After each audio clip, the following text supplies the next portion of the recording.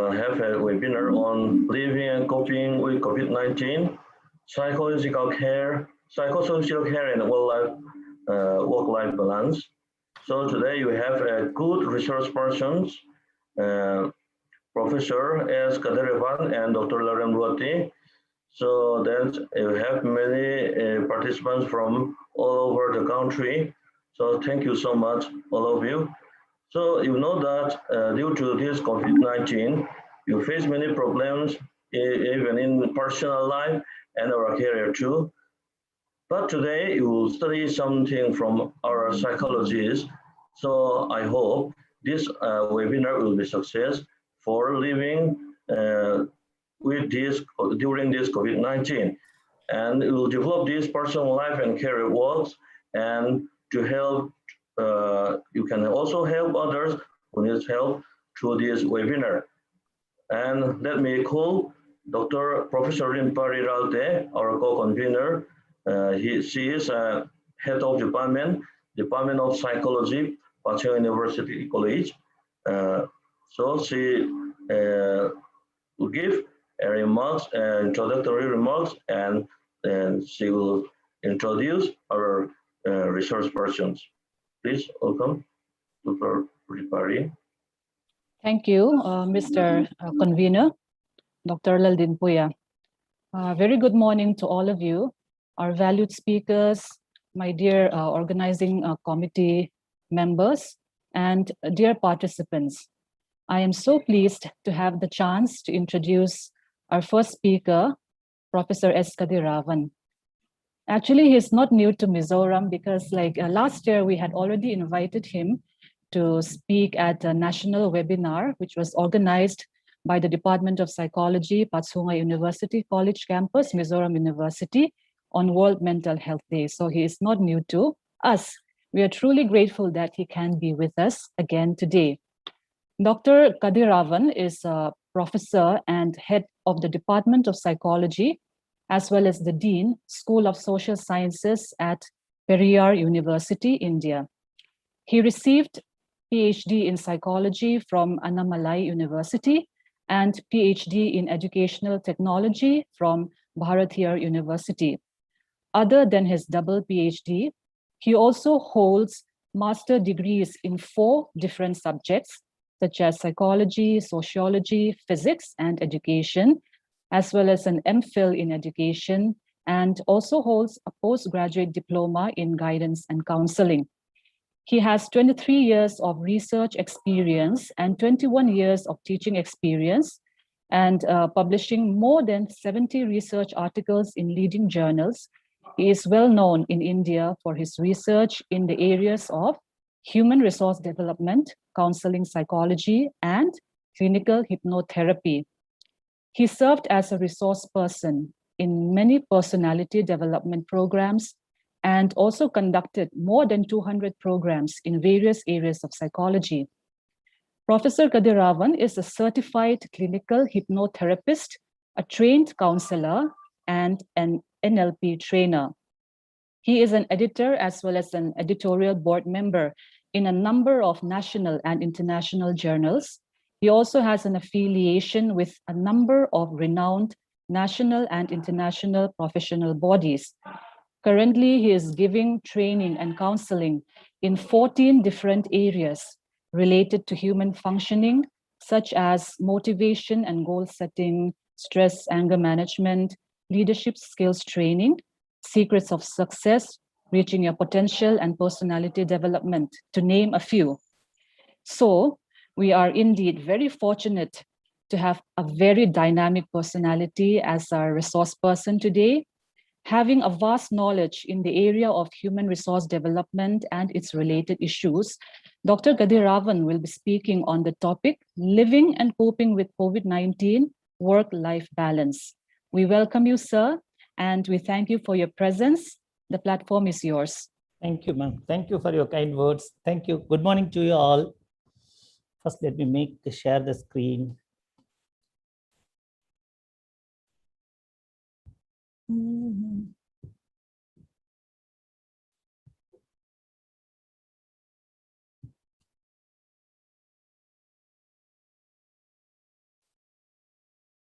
Check the screen is moving, ma'am. Yes, it's visible. You can see No, it. it's moving. It's moving. Yes. Thank you. Because with Google Meet, there is a problem. The screen is not moving properly. Okay. Good morning, one and all present here. It gives me indeed pleasure as well as privilege to be a part of this university. Thanks to Professor Rinpari Ralche.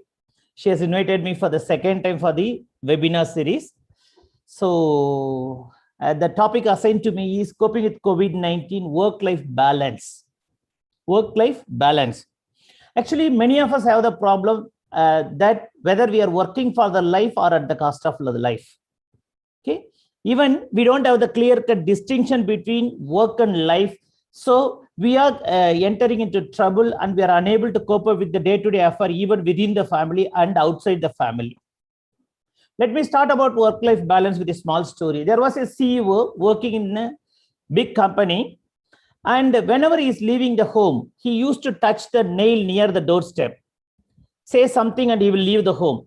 Similarly, whenever he is entering the home, he used to touch the same nail and say something, and he will enter into the home. Normally, for the neighbors, they have no work except watching the other people. The neighbor was such a person. He was regularly watching that the CEO was touching the nail, and one day in his absence, he visited to the home and he checked what is this, whether it is the magical nail or something else. But he was unable to find out anything. So he came to the condition that unless he knew the secret behind the nail, okay, his head will be broken. So one day when the CEO was reaching the home in the evening, he entered into his home. The CEO has welcomed this fellow. I am so-and-so, I am your neighbor. He has introduced himself and he has offered a cup of tea. Now he said, sir, I want to ask you something. The CEO said, yes, what's your question? And he said, sir, whenever you are going out of home, you are touching this nail and say something. I don't understand what you are doing. What you're doing. The CEO smiled and replied that whenever I'm leaving home, I'm ensuring that I'm leaving all my family worries near the doorstep, because none of my family worries should disturb my official functioning or my official capability. By this time, he should have understood, but he asked the next question. No, sir, while returning also, you are touching the nail and you are saying something. Again, he smiled and replied, whenever I'm entering into the home, I am leaving all my official burden near the doorstep, because I'm giving 100% assurance to my family that none of my official worries and burdens should interfere with the happiness of the family, because home is the place of happiness. Okay. So with this story itself, the work-life balance is over. How many of us really have this kind of work-life balance? Okay. Many a times we knew very well that when we are unable to tolerate the work pressure, we are shouting in the home. We are showing our aggression, or we are displacing our aggression in the family, and vice versa. Whenever we are unable to meet out the needs of the family, we displace our aggression at the workplace, especially with subordinates, because with the boss, you cannot do it and you know the consequences. So with the subordinates, normally we take them for granted and we displace our aggression in the workplace. So where is the mediation line? What is work-life balance? That's the idea of this program.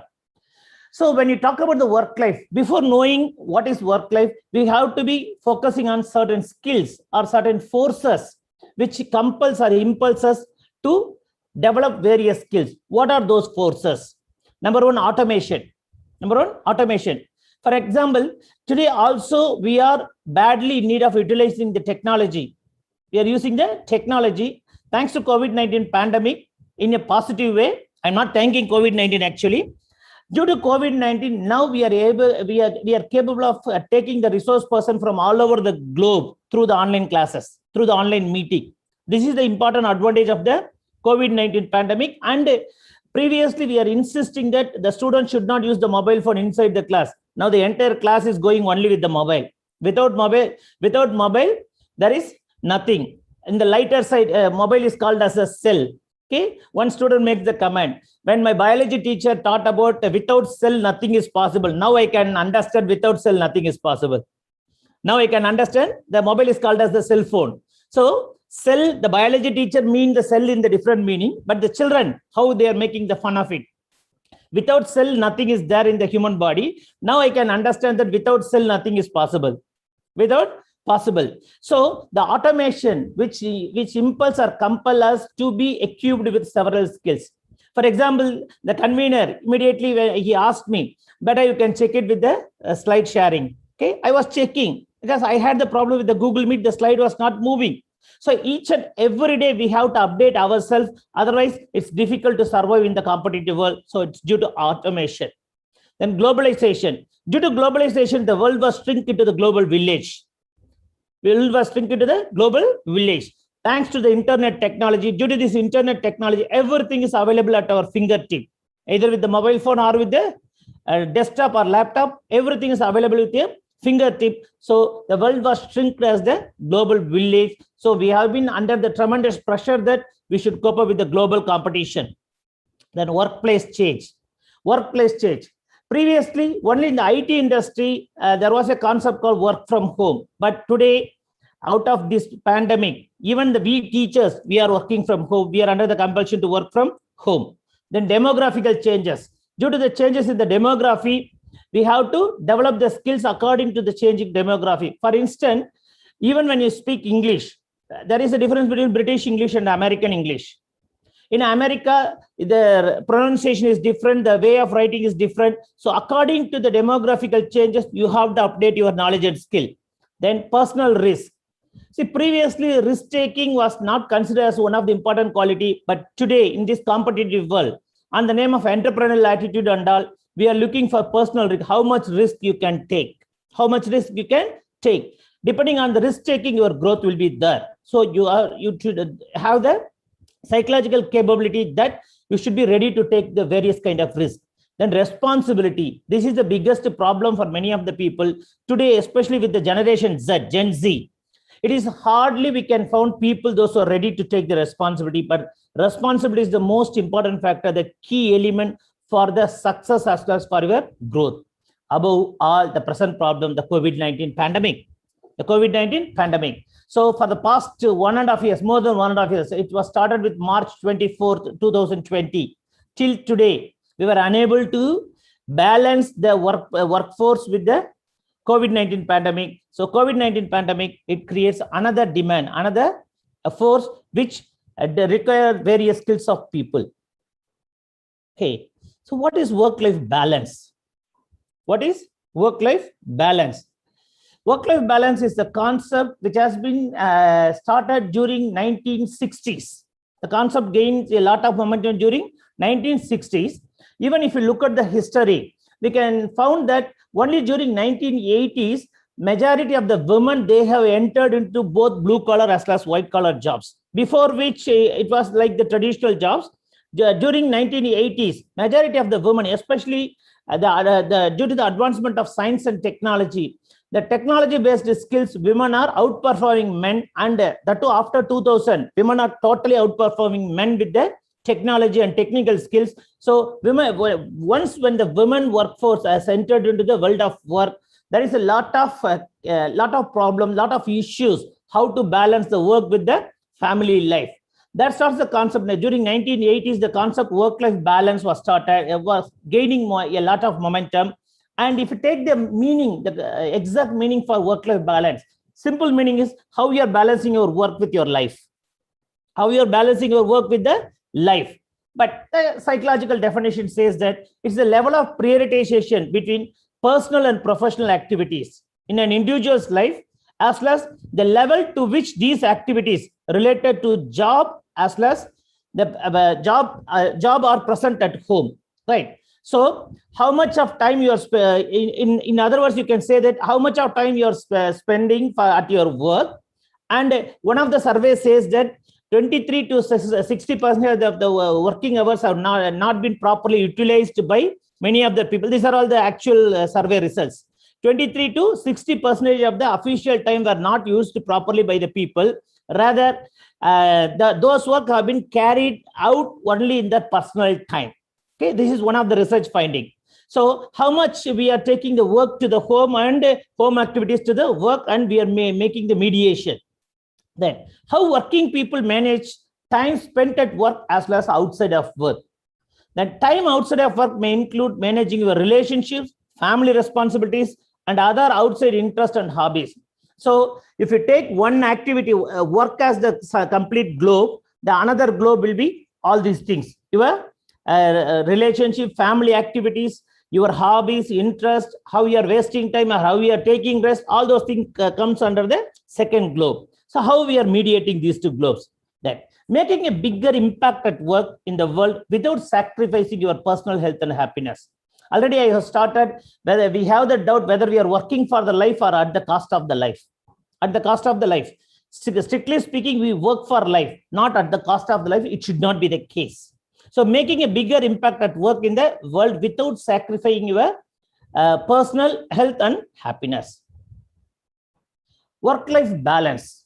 Work-life balance. What are the benefits of the,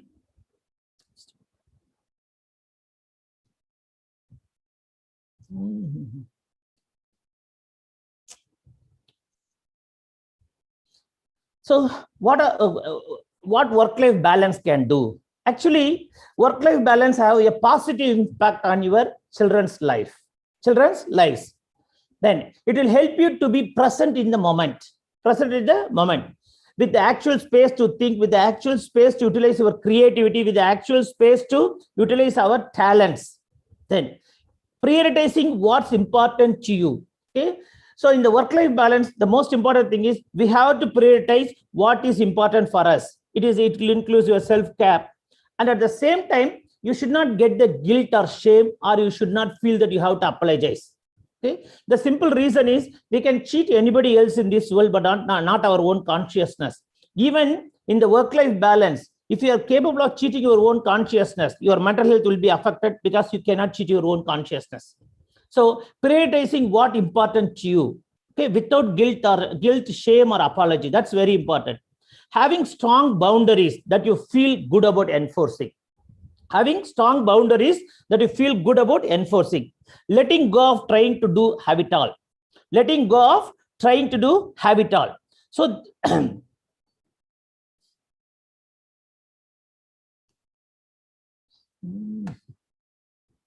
okay. So why it is important? Work-life balance, why it is important? That's a $1 billion question. That is the $1 billion question. So we should know why the work-life balance is important. See, if you have the proper work-life balance, you will not have a complaint about stress. You will not have a complaint about stress. You can easily manage your work stress or the stress at your life. Then once the stress is reduced, it will help you to improve your mental health, the psychological well-being. The psychological well-being. Then a sound mind is in a sound body. So once if your mental health is improved, automatically you will be focusing on better physical health. Better physical health. Then a balanced lifestyle will help you to enhance your ability to be present. Okay? You will be thinking in the present moment. You will be living in the present moment. You will be being in the present moment. Then it helps you to improve your relationship. It helps you to improve a relationship. So you can improve you will have the enhanced relationship. You will have enhanced relationship. Then it increases your creative thinking. It increases your creative thinking. Why it will be increasing your creative thinking is only when you didn't have the stress. Okay, you will focus on the productivity, you will focus on creativity, and you will be ready to take the risk in your life. So it will increase your creativity. Then it makes you more productive reason. Okay, so we will improve our productivity, as I said earlier. Then real balance brings the happiness and fulfillment. So at the end of the day, you should feel that I have done my work. I am honest to my work and I have done my work and I have done my duty to my family too. Then it brings higher levels of success. It brings higher levels of success. What are the components of work-life balance? What are the components of work-life balance? See, from the literature of work-life balance, we could find out that there are 6 major dimensions or 6 major components of work-life balance. The first one is self-management. Self-management includes your handling the emotional information, taking care of the self, taking care of your physical health, taking care of your mental health, and so on. Time management. Whenever you look at the sources of stress, time management is the most important source of stress. Or if you take about the well-being, okay, people, those who are incapable of managing the time effectively, managing the time efficiently, they have all the complaints of stress, all the complaints of burnout, Then stress management. Stress is, if you take the real meaning for stress, whenever the demand placed on the organism exceed our own resources, we have the complaint about stress. As long as we are capable of coping up with the situation, we never have the complaint about stress. Once when the demand is very high and you feel that you are incapable of, you feel that you are unable to cope up with the situation, then you have the question of stress. Then change management. In this world, except the word change, everything is changing, but change is the most important cause of the stress, because we are not ready to face the changes and we are not ready to accept the consequences due to change. The working from home is one such consequences. There comes the most important work-life balance with working from home. Then technology management. Already we have seen this under the forces demanding the skill changes. Then leisure time management. Many people didn't aware the fact that we have to spare certain time for our leisure time activities. For instance, if you say that work is my pleasure and work is my leisure, we don't question you. But many people, definitely we require breaks from the work, we require change from the work, we require distraction from the work. So you should know how to productively or how to conducively utilize your leisure time. So these are the 6 areas or 6 components of work-life balance. Just look at the figures. COVID-19, what are the changes in the work? What are the changes happen in the workplace? So inside the home, you have to sit and you have to do your work. This is the most important change in the workplace. Then being the member of the family, being the responsible male or female member of the family, you cannot deny your children's presence. Or if you take the middle picture, you can see that the husband is working in one chair, the wife is working in the next chair, the kid is also sitting with the mother, and look at the way of dressing. The husband is wearing a shirt, it's like the formal shirt and the tie, and look at the bottom side, he is sitting with the shorts. This is what happening with most of the online classes too. Okay, in many of the schools, they request the people to switch on the video, but at the same time, they're insisting the students not to allow any of the parents inside when the class is going on. Because with them, half dressed and all, the parents are presented inside the classroom and it is visible for all the people. And we don't know how to manage this technology appropriately. Then again, when the male member is working from the home. So as a male member, many people, they dominate the family and they took the better place for work. But this is quite contrast for the female member. Look at that, female is working with the laptop, but the daughter is also engaging the mother. So this change is because of COVID-19. You cannot deny this. Okay. So what are the changes happened due to the COVID-19 in the workplace? See, IT companies and ITS companies, IT service companies, actually they have moved from work at the office from work from home about 90%. These IT companies, 65% of the companies are in metro cities, whereas 35% of the companies lies in small towns. Then companies are shifting from 100% to 100% model to 25 to 25 model, which means out of the 100% of the work, previously it was expected that the 100% of the workforce should come to the workplace and they have to work. Now they're expecting that 25% should work at the workplace and the remaining 75% they should work from home. Even recently UGC has sent the circular, the teachers, you cannot deny this fact, right? They have sent the circular for the opinion of the teachers. Why can't we share 25 to some portion from the through online and the remaining portion at the classrooms? Okay, they are seeking the opinion of the people. They are seeking the opinion of the stakeholders.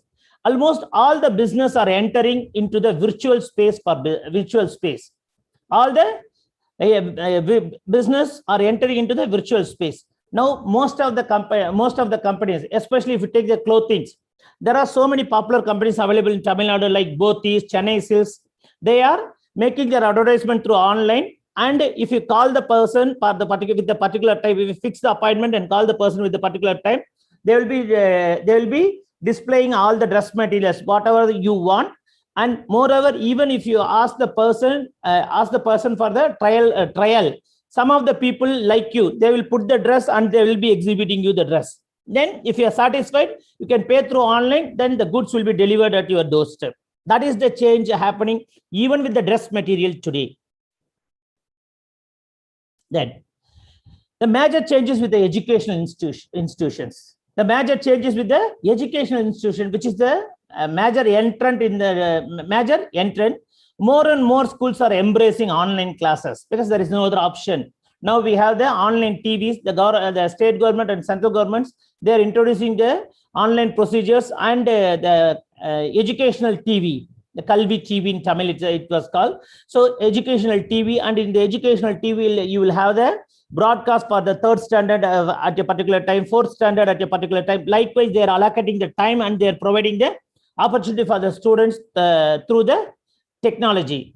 Also, the central and state government devise standard operating procedures for online classes. The college and university students seems to be better equipped than school students because of the utilization of technology. Almost all the college students, they have the mobile phones, and we are conducting the examinations only through their mobile phone nowadays. And MOOC and Swayam courses, as well as the distance education courses, they became popular. Now the myth about distance education courses are inferior, it has been totally vanished. Even the regular education is offered as the distance education. How dare you can say the distance education courses are inferior? So this disparity was vanished because of this COVID-19. Then what are the reasons for change?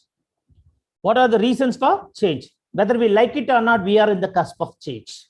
We are in the cusp of change. Office disappearing in office, and it has started appearing in your home, at your home. The office was appearing at your home. It's because of Corona, that's what we think so, but actually it's because of the 3 reasons. One is the mobile technology, the second one is the internet technology, and the third one is the cloud computing. Do remember, even before Corona, the MOOC and Swayam courses have been introduced. The university teachers, we cannot forget that. So even before the Corona, the MOOC and Swayam courses, the central government is insisting upon the MOOC and Swayam courses, and we have started giving the credit for the MOOC and Swayam courses in our PG and UG curriculum. So the mobile technology, internet technology, and cloud computing, they are the major shareholder for this. Corona is just a catalyst, according to my opinion. It's a catalyst. Earlier, we could not take our work to the home, so we are lucky at that time. We could not take the work at our home. Even I used to say people, the mobile technology, if you ask me whether it is a boon or bane, okay, it is not at all the boon. Previously, when you have the landlines, okay, so everybody will be sitting in the same place. You are, for example, if the relative is calling you, all the people share the same telephone, and you are chit-chatting in the same place. You are answering, or you put it in the speaker, and all the people sit together and you have answered. Now you could notice one important change. Once if the mobile is ringing, especially our adolescent children, they are taking the mobile and they are suddenly disappearing. I don't know where they are going. Suddenly they are disappearing. They don't talk over the phone in front of the other people. Did you notice it? This is what the biggest problem with the adolescent kids. Immediately they will take the phone and they are disappearing. They are totally disappearing. Apart from that, if you take the working class, when we have the landline, okay, only at the particular time and particular place you can be called. But now, once if the office is providing the mobile phone, okay, you are under 24/7 at working hours. You are under 24/7 working hours, because at any time it is the office mobile. The boss can call and ask you, why did you switch off the mobile? So our freedom has been completely lost due to this mobile technology. I don't know whether you people will agree or disagree, but think about this. These are all the things which are happening at our day-to-day life. So slowly we are losing our liberty, we are losing our freedom, we are losing our personal space because of this mobile technology. And one of the surveys says that because of the introduction of this WhatsApp, once in 12 minutes, definitely we are checking the WhatsApp messages. If you're teaching for 1 hour, you cannot escape from that situation. But if you are sitting and keeping the mobile ideal, once in 12 minutes, we are checking our mobile. Even you would have noticed in the classroom that students, they're listening to the teachers and they're checking the mobile for the messages. So automatically we lost our concentration with the world of work and we became an addict of the mobile technology. We cannot deny these facts. So earlier we cannot take the work, we cannot take our work to the home, but now we are under the compulsion to work from home. In the lighter sense, I used to say, we are the generation, we did a lot of homework. We did a lot of homework. Now we are working from home. Okay. I don't know whether it's the boon or bane. Boon or bane. Okay. So when we talk about the work-life balance, now the present scenario to discuss is working from home. Working from home. So we are expected to do jobs from the home. And at the same time, we have flexible working hours. We have flexible working hours. Forget about teaching. For the teachers, obviously we have to adhere to some of the timetable. But if you take all the other industries, they have the flexi working hours. Flexi working hours. For instance, if you take the IT industry, see, altogether you have to account for 9 hours. Morning 4 o'clock, you can log in and you can work till the midnight 12 o'clock. But ultimately, you have to report for 9 hours. That's very important for them. That is the productive working hours. And per week, they have to account for 45 hours. Okay, so they have the flexi working hours. For instance, today, if I'm unable to complete my work within 9 hours, tomorrow I can compensate those missing hours plus the extra 9 hours so that I can balance. That's the advantage. That's the advantage.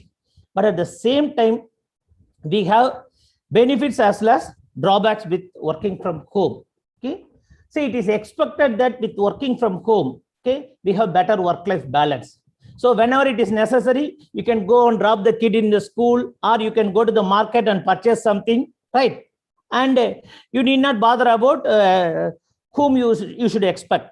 So we have better work-life balance. In other way, we are contributing a lot to the family, especially male members. Normally, they will be evading the responsibility. I'm not finding fault with all the male members, but normally they have the tendency to evade the family responsibilities. But now it's not possible. It's not possible. So sometimes you can have the question from the wife like this. See, you are unable to manage the stove in the family. Okay, I told you to switch off the stove after 3 whistles in the cooker, and as usual we used to forget. Immediately you will get the kick from the wife that I don't know how you are managing 500 people in your office. I don't know how I don't understand the correlation between managing 500 people and switching off the cooker. But still, the wife will be always wife and the husband will be always husband. So you will get the kick from the wife like this. So better work-life balance. Then we have less commute stress. Then location independence. Then improved inclusivity. So the inclusivity, we are including ourselves in several activities. Definitely it's money saving for the company as well as for the individual. Then positive environmental impact. Since you are not using the 2-wheelers and 4-wheelers, the carbon level will be reduced in the environment. So it has the positive environmental impact. Then it has the impact on sustainability. Then a customizable office is available for us. Then it increases the productivity and performance. It increases the productivity as well as the performance. Then it is believed that happier, healthier work life. A happier, healthier work life, because I need not go outside the home. I'm always with my family. Whenever it's required, I'm going to my room and I'm working, and I am spending my time, a lot of time with my family. Then more time for physical activity. Some people, they would have wasted the time 2 hours, especially the metropolitan cities like Delhi, Chandigarh, Mumbai, Bangalore, Chennai. We have to waste minimum 2 hours to reach the office in the morning, 2 to 2.5 hours to reach back the home. So there is very little time for physical activity. Now 4.5 hours have been spared for our physical activity. Whether we are doing physical activity or not, that's a different story. But we have more time for physical activity. Then we can eat healthier food. At least we believe that in the home we are getting the healthier food. So you have the ability to eat healthier. Then if at all you have certain illness or some family members have the illness, you can take care of them. Then since you are avoiding the environment, the nasty environment, you have less exposure to illness. That is also true. Just think for a moment. Okay. See, after this COVID-19, many people are admitted with COVID-19. That's a different story. I'm not talking about that. But previously, for the cold, fever, etc., we used to visit hospital and we spent a huge amount. Now, out of this COVID-19, many of the people, we are not going for these problems to the hospital. Whether, my question is whether these problems have been vanished from the society, or for the normally cured things, we have spent so much of money. You think about it. We should think about it. Then, ease of caring for health issues, the option to create a comfortable and ergonomic workspace. Okay. Now look at these pictures once again. Okay. Working from home, what are all the realities? What are all the realities? Okay, just to have a look on the picture. In one picture, the male member is taking coffee or tea, and the kid is also watching, but he is sitting in front of the laptop. Most probably the video would have been switched off. In the second picture, the mom is working, and at the same time, she has to take care of the homework activity of the kid. Homework activity of the kid. In the third picture, the mom is working. Both the side, the kids are taxing the mom like anything, and the mom was plugging the hair, feeling overwhelmed. Then the fourth picture, the mom is working. See, the kid has taken the spectacles of the mother, and the kid is making all the fun. Okay, so if you really have the balance, you can enjoy the fun. But for many of us, it's very difficult to make the balance between all these things. So what are the realities? Okay, just look at the right side portion of the slide. Working from home, what is the expectation? We are with the coat suit and sitting with the laptop. But look at the reality. We are standing in the kitchen and with the lungi or dhoti, with the we are keeping the laptop in front of that, and we are answering to the queries in the laptop. So see, the reality is we are into a new world. Now we are entering into the new world, bringing the office into the home. Okay, the home was turned into office now. So work and home life separation is very, very difficult. That is why we are going to kitchen, keeping the laptop or keeping the mobile phone, we are talking, and we are focusing on the household activities too. Then working from home is not the dream comes true. It is made out to be, right? Okay, we didn't wish this dream should be fulfilled, but it is the compulsion. It is the need of the hour. The problem is we have a very little skill, limited skills in dealing these two challenges together. We have only a very little skill or limited skills in dealing these two challenges together. So from between the devil and dark sea to devil in the dark sea. Devil in the dark sea. So definitely it's overwhelming. Definitely it's overwhelming. So work from home. What are the major challenges? What are the major challenges? Managing our, excuse me.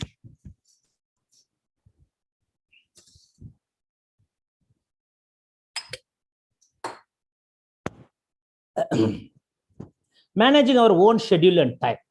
Managing our own schedule and time. Then there is a blurred line between personal and professional life. Like in the previous picture, there is a blurred line between personal and professional life. There are so many distractions because in the workplace, especially if you take the technology-oriented industries, you have the AC, convenient place, workspace, all the people are working, all the people have the same goal, same target. So you're working towards with a focus towards achieving a target. But here you have so many distractions. So many distractions. For instance, when I am talking like this, my child is crying. Okay, it's very difficult for me to make the balance. It's very difficult for me to make the balance. That is the reason I came to the office and I'm talking from the office. Then reduce to supervision and direction. Reduce to supervision and direction because there is no direct supervision and there is no clear direction. There's no clear direction. Then the problems with communication and coordination. The problems with communication and coordination. For example, in the office, immediately if you need any clarification, you can communicate with your co-worker or colleagues immediately. But here, you have to wait for the time of the other person. Even when you call the other person, he may be busy with the household activities. He may be your leader or subordinate or colleague may be busy with the household activities. So you got stuck there. Where to move? Immediately you cannot move because without clearing the doubt, you cannot move. So communication, coordination challenges. Then unclear performance matrices. Unclear performance matrices. Even for the teachers, we have only unclear performance matrices because We have been instructed to take the classes through online, but it's very difficult to understand whether the opposite person, he understood the class or not. When we have the eye contact, we can understand that the students can understand the concept or not. Otherwise, we can repeat the concept or reframe the concept or rephrase the concept, or we can take the concept in a different, we can explain the concept in a different manner. But now we don't know what's happening in the other side. Am I correct? We don't know what's happening in the other side. So unclear performance matrices, metrics. Then social isolation. Previously in the workplace, daily you're meeting your colleagues, subordinates, co-workers and all that provide the energy. But now you feel that you are socially isolated. But at the same time, you have to maintain the same work performance. Then dress code doom, as mentioned in the previous slide. Okay. So the earlier slide, the person is working with sitting with the tie, but in the bottom side, it's not the suit, rather he is wearing the shorts. So what dress code doom. Then sustaining motivation. Sustaining motivation is the biggest challenge for the people, those who are working from home. Then falling to network. So network is the biggest issue. You don't understand my mental agony. My laptop got repaired, so I requested my daughter to provide a laptop. After bringing the laptop to the office, making the network connection is the biggest challenge. Likewise, we are falling to network, and even in my opinion, we are failing to networks. The psychological control, psychological issues, work from home. What are the psychological issues? Then loss of control, and we feel helpless. Loss of control. See, being the boss, you have a lot of control when you are in your office, but in the home, if you try to take any control, your wife will bombard you like anything, or your husband will bombard you like anything, right? So whatever your position, status, occupation may be, you have to play the role of the father or mother inside the family. That too when you are working. So loss of control and feel helpless. Then anxiety, because we develop anxiety due to various reasons. One is need to appear busy. Okay, otherwise the wife will ask you, or the spouse will ask. So this is what you are doing at your work.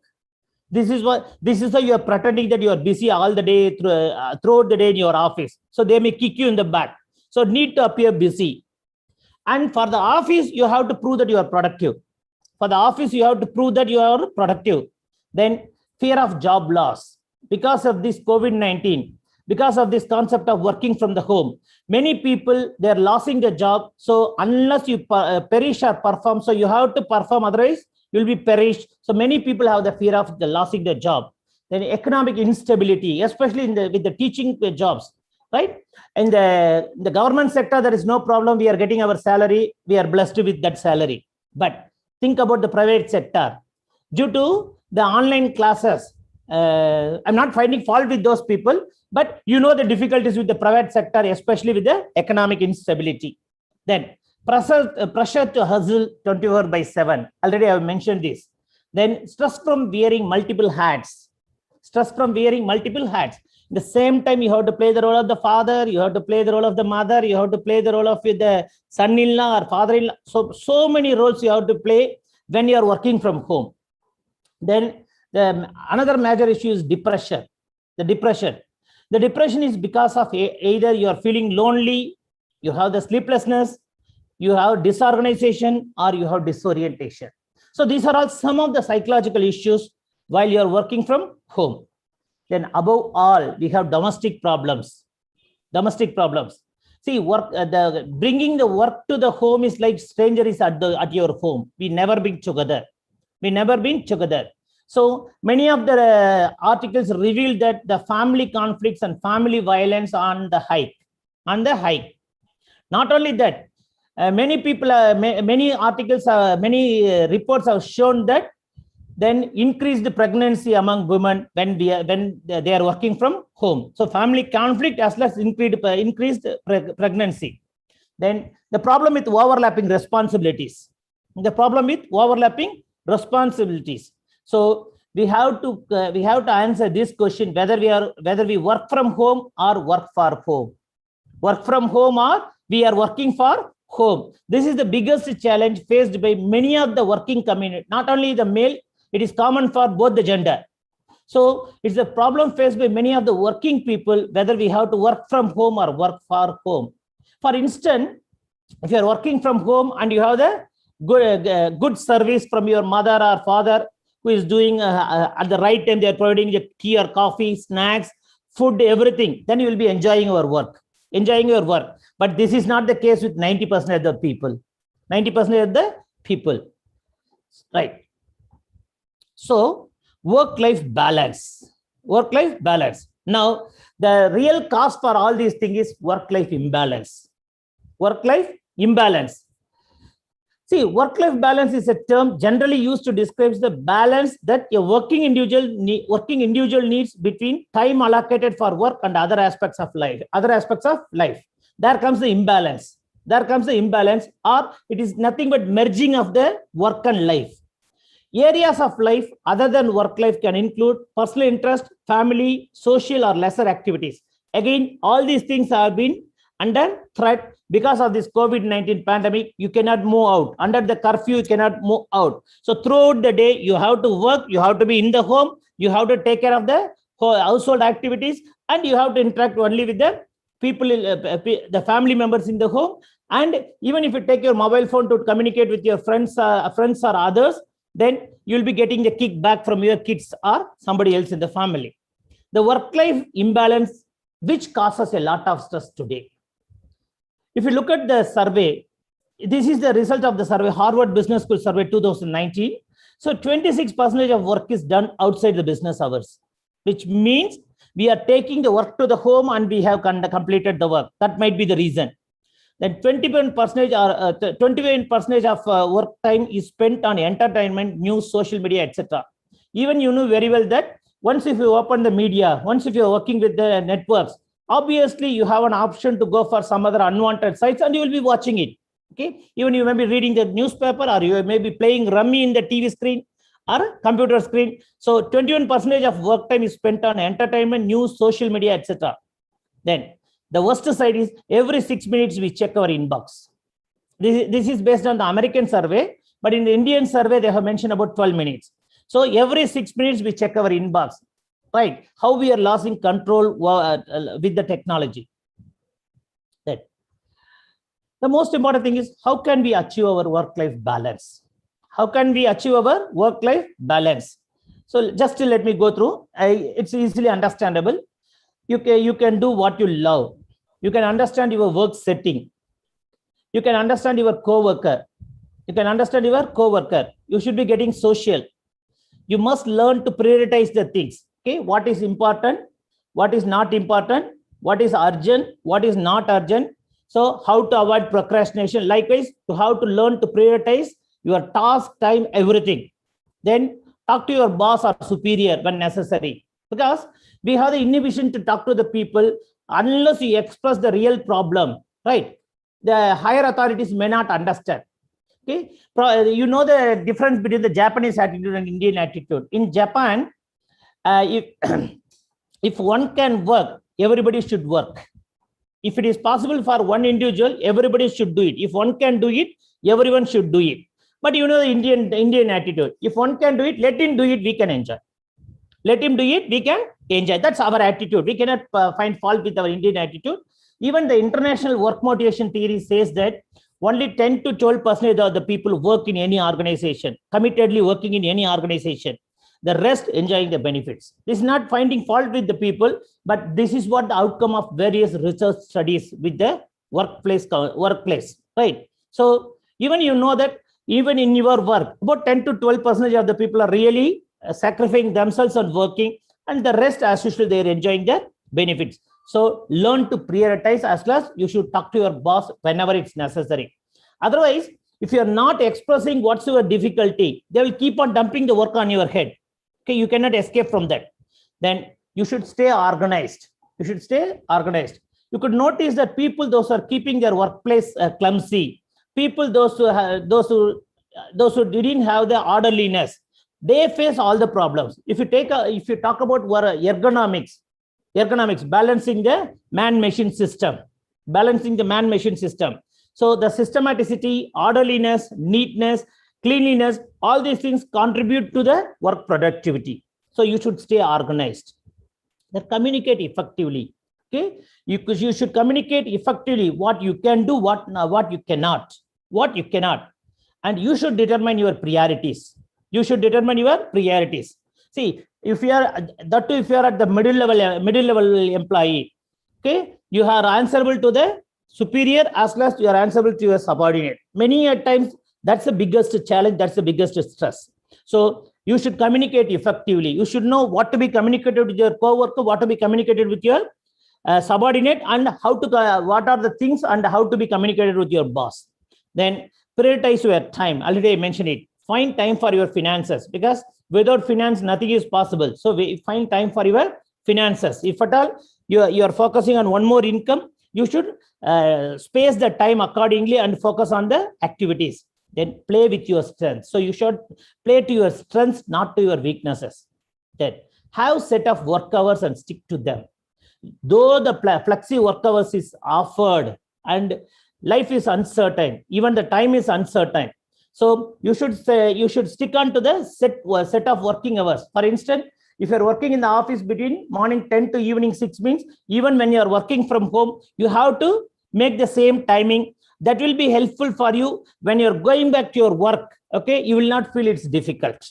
You will not feel it is difficult because you are tuned with the same timing.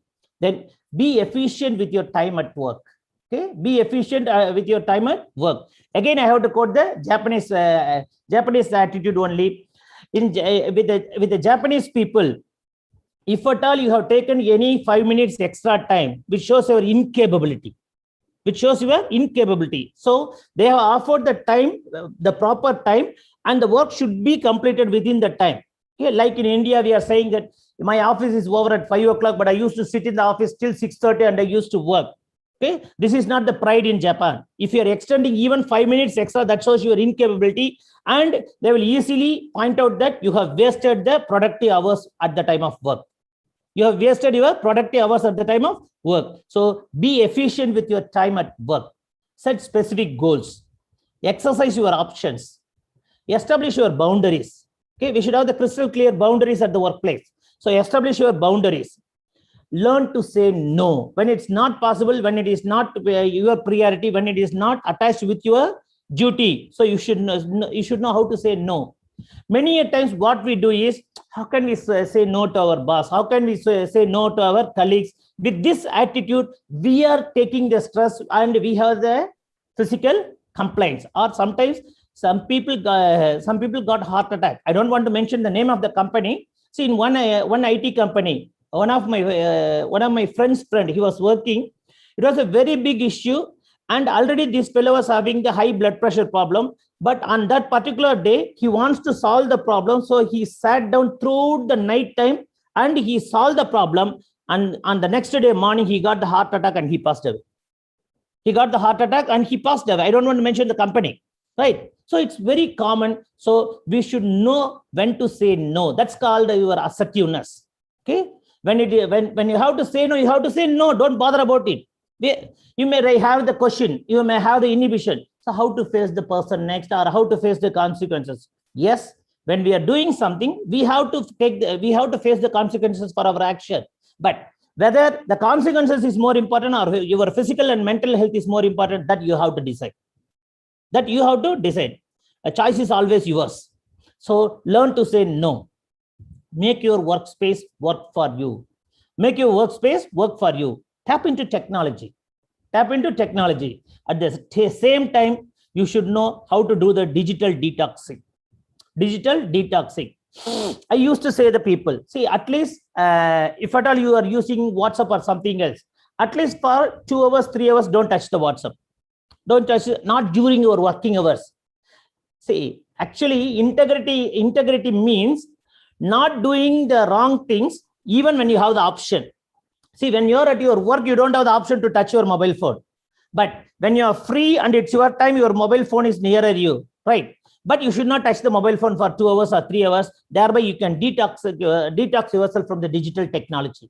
Then work smarter, not harder. Today, the entire world is looking for the smart workers, not just the hard workers. Leave work at work. But this point is not valid today at working from home. Leave work at work is not valid, but This is the better thing. Like the Zen Buddhist story I said, the CEO of the organization, leave work at work. Know when to ask for help. Because some people have the inhibition of asking help from the other people, but you should know when to ask for help. So if something is overwhelming, something is beyond your capacity, you should know how to ask for help.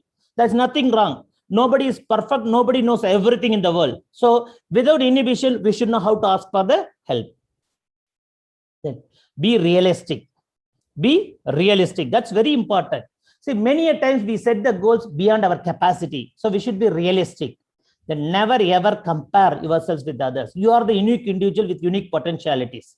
You are unique. So you cannot compare yourself with the others. So don't go for comparison. Know and nurture your network. Know and nurture your network, whether it is official network or personal network. Making time for you. You should make the time for yourself. Nurture your family or relationships. Nurture your family or relationship. Okay. See, if at all you have a few good friends, okay, they are the stress busters than any of the activities. The good friends. So take vacations as well, take small breaks. Take small breaks. Take care of your health. That is the utmost priority. That's what I said. Whether we are working for life or the cost of life we work. So take care of your health. Make exercise a must do, not a should do. It is the must to do. And have healthy eating habits. Have proper rest and sleep.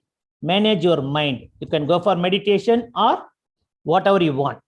But since we are working from home, so work-life balance is now we have a way forward. Now we should go for the way forward. So it's not about work-life balance. It is about workspace into life space.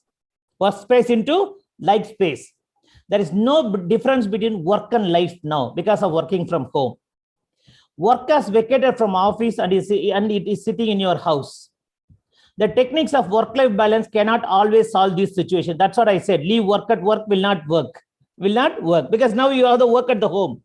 Then we need to move out of work-life balance model to deal with this forced work from home situation. Work from home situation. So work-life balance to work-life integration, right? So the era of leaving work at workspace and family at family space is almost over, right? As per the news and all, again we have the fear that we will have the COVID third wave. If it is so, let us hope, let us pray that it should not happen. But if it happens, it depends on the self-control of the people. And you know what kind of self-control we Indians are having. I don't want to discuss in the open forum, right? I don't want to talk about the self-control in the open forum, right? See, if the government is forcing the curfew not to come out, people are roaming around. I don't know why people are roaming around, especially when I'm coming to office. I'm wondering that how many two-wheelers are moving in the roadside, and we get the traffic jam with the two-wheelers nowadays. Okay, if you ask the person why you are coming out, I'm checking it whether all the people inside the home are coming out. This is what the control we have. This is what a kind of control we have. So there's no need to prove you are the era of leaving work at workspace and family at family space is almost over. Okay, we have to change. We have a paradigm shift, and we have to shift our mentality too. Especially now, there is no need to prove you are a perfect partner or parent. It's not the necessity now because you are always in the home. So being more open, honest, and vulnerable, that's the need of the hour. It's about family sitting and discussing about the things related to office work. So whether you like it or not, you have to call your family members. You have to explain what kind of work you have, how much time you require, whether these things are distraction or not a distraction, or how family members can cooperate for your work. Likewise, you have to discuss with their kids nowadays, with the family members nowadays. There is no more work time and home time. All the time are the same time. There is no more work time and home time. All the time are same time. No more sneak peek into online meetings. Then bowling is part of work.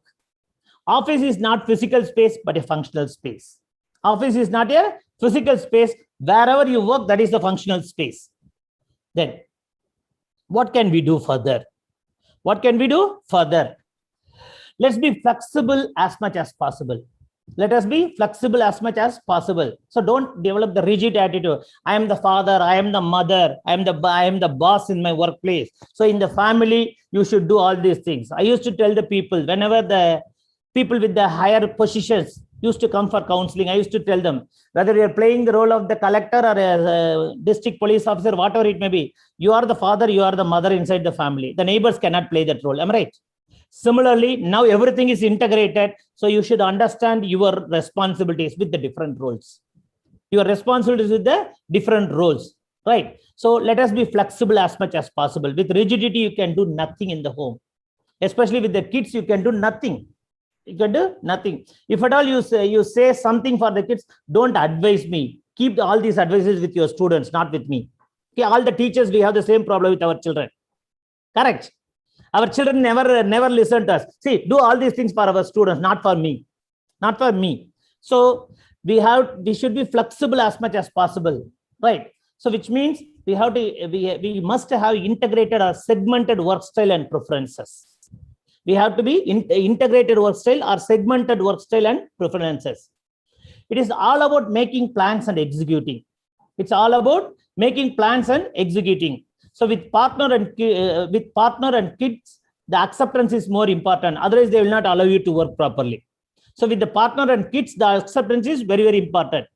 And as I already mentioned, have a family meeting and share your workload. Have a family meeting and share your workload. For example, I'm giving you a simple example. If at all you have to take the online classes, ask your son or daughter, open the laptop or desktop and connect it with the internet source and enter into the Zoom meeting or this Google Meet meeting. This will reduce your time. You need not do all these things in a hurry.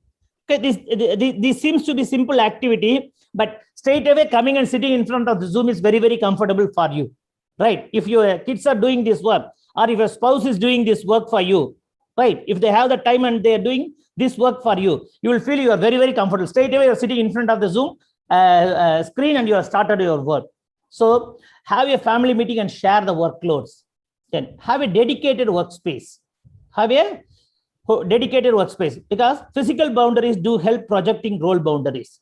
So make sure that when I am working, you should not disturb within this space. So make the clear boundaries. Once if you make the physical boundaries, definitely you will have the role boundaries too. You will have the role boundaries. You may have the small space in the family, but still you should establish the physical boundary. This is my workspace. When I'm taking the classes, I'm sitting in this place. I'm using this laptop like this. Once if you establish the physical boundary, it will be helping you to project the role boundary. Be patient and take care of yourself. Be patient and take care of yourself. So it is a new world. Definitely it takes a time to settle down. So you should develop the attitude of patience. And your health is more important for you and for your family. Okay. The office, it won't bother. Okay. If something happens to you, the next person will occupy the chair. Right. But for the family, you are the utmost important.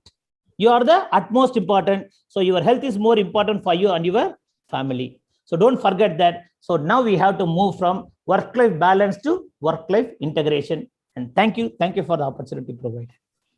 Over to you, ma'am. Yes. Thank you very much, Professor Gadiravan, for taking your precious time to speak to us on this very important topic, that is work-life balance during COVID-19. And you have clearly illustrated the scenario of the impact of COVID-19 on work-life balance, as well as all the, the specific interventions, the techniques that we have to take up to deal with the work-life balance problem. So thank you so much. There are a number of questions from the participants, but however, we will take up the question and answer session after the second speaker completes her lecture. Okay, so over to you, Dr. Laldin Puya, our convener. Thank you, Professor Imperialte. So wonderful, you have wonderful resource person. And next speaker will be Dr. Ramrati. Before that, you proceed. And let me call Dr. Zoltan Zami, our co-convener. She is now working as a head of Department of Psychology, Government Shama College. Please go ahead, Dr. Mazami, and please welcome Dr. Ramrati. Okay. Okay, thank you. Thank you, Puya. So the second speaker of today's webinar is Dr. Ramrati, a very good friend and colleague of mine. She is recently, as of now, the senior most practicing clinical psychologist among the Misos. And right now, she is posted in government Aizawl West College, and she is also a member of the Mizoram College Teachers Association, that is the MCTA.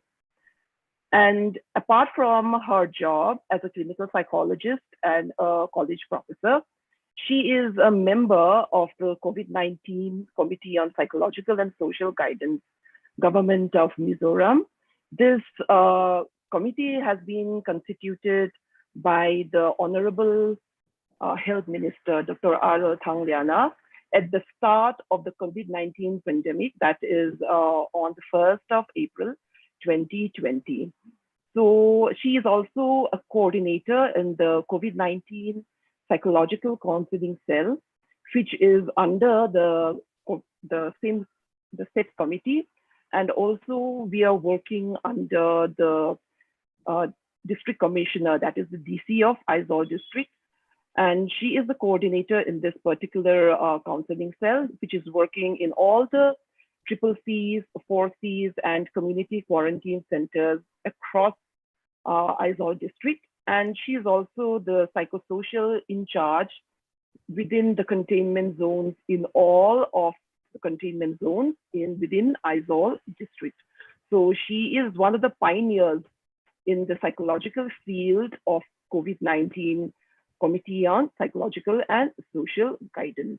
Okay, and she is also recently has been selected as a member in the selection committee for the Juvenile Justice Board, that is the JJB, and the Child Welfare Committee, which is under the Department of Social Welfare, Government of Mizoram, as well as she is a board member in the Child Development Center, Mizoram. She has been working under the research team before the upliftment of the total prohibition of liquor, that is the MLTP Act in Mizoram, as one of the research members in the Synod Social Front Committee, so that they studied about the people's opinion on alcohol within that period of time. She's a counselor and supervisor in the IGNU Center for both PG and UG of Government Aizawl West College. An OB member in ARTSI, that is Alzheimer and Related Society of India, Mizoram chapter, and an executive member of the Mizoram Psychological Association, MPA. She is also an executive member in Volcom, that is Volunteers for Community Mental Health, and this particular society works with women, especially female sex workers, on issues of mental health. She is a master trainer and a counseling supervisor in HIV/AIDS under the Global Fund for Fight of AIDS, Tuberculosis, and Malaria, GFATM. We have a resource person today who is in all fields of mental health upliftment, and a very, very active participant in all of these NGOs, government organizations, and working directly under the government of Mizoram. She has also been working as a resource person in various seminars, webinars, conferences in issues of COVID-19, mental health, drug abuse, and other psychosocial issues here in Mizoram. And especially during this lockdown, the first lockdown and the lockdown that we are experiencing now, she has visited all quarantine centers and given counseling to many inmates of the quarantine centers within Aizawl district, and right now as well, because she is the coordinator in the counseling cell of COVID-19, and her work as of now, I think, among, especially as a psychologist and among here in the Mizo population, I think she is one of the most person who has the most experience in dealing with people who are stressed, who have mental problems, and undergoing tremendous distress due to the COVID-19 pandemic. So today, as your second speaker, I would like to welcome Dr. Ramrati. Thank you so much, Dr. Tanzami, for the wonderful introduction. It was quite exhaustive and it was embarrassing me actually, but thank you so much for those kind words. Today, I'll just share my screen first.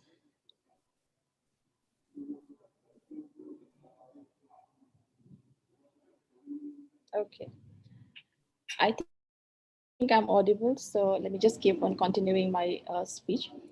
First of all, I'd like to thank the Vice Chancellor of Mizoram University, Professor K.R.S. Sambasivarao, and also to the conveners and the co-conveners of this particular workshop and the organizers, Center for Disaster Management in Mizoram University, the Department of Psychology, Patsonga University College, and of course, the Mizoram College Teachers Association. Thank you so much for having me today to talk about the importance of psychosocial care in living and coping with COVID-19. Also, but since time has run a bit, so let me just rush off with my slides. So in order to understand more about psychosocial care, basically psychosocial care is about the psychological and the spiritual as well as the physical intervention when it comes to about the treatment of people who are suffering from various kinds of mental health issues.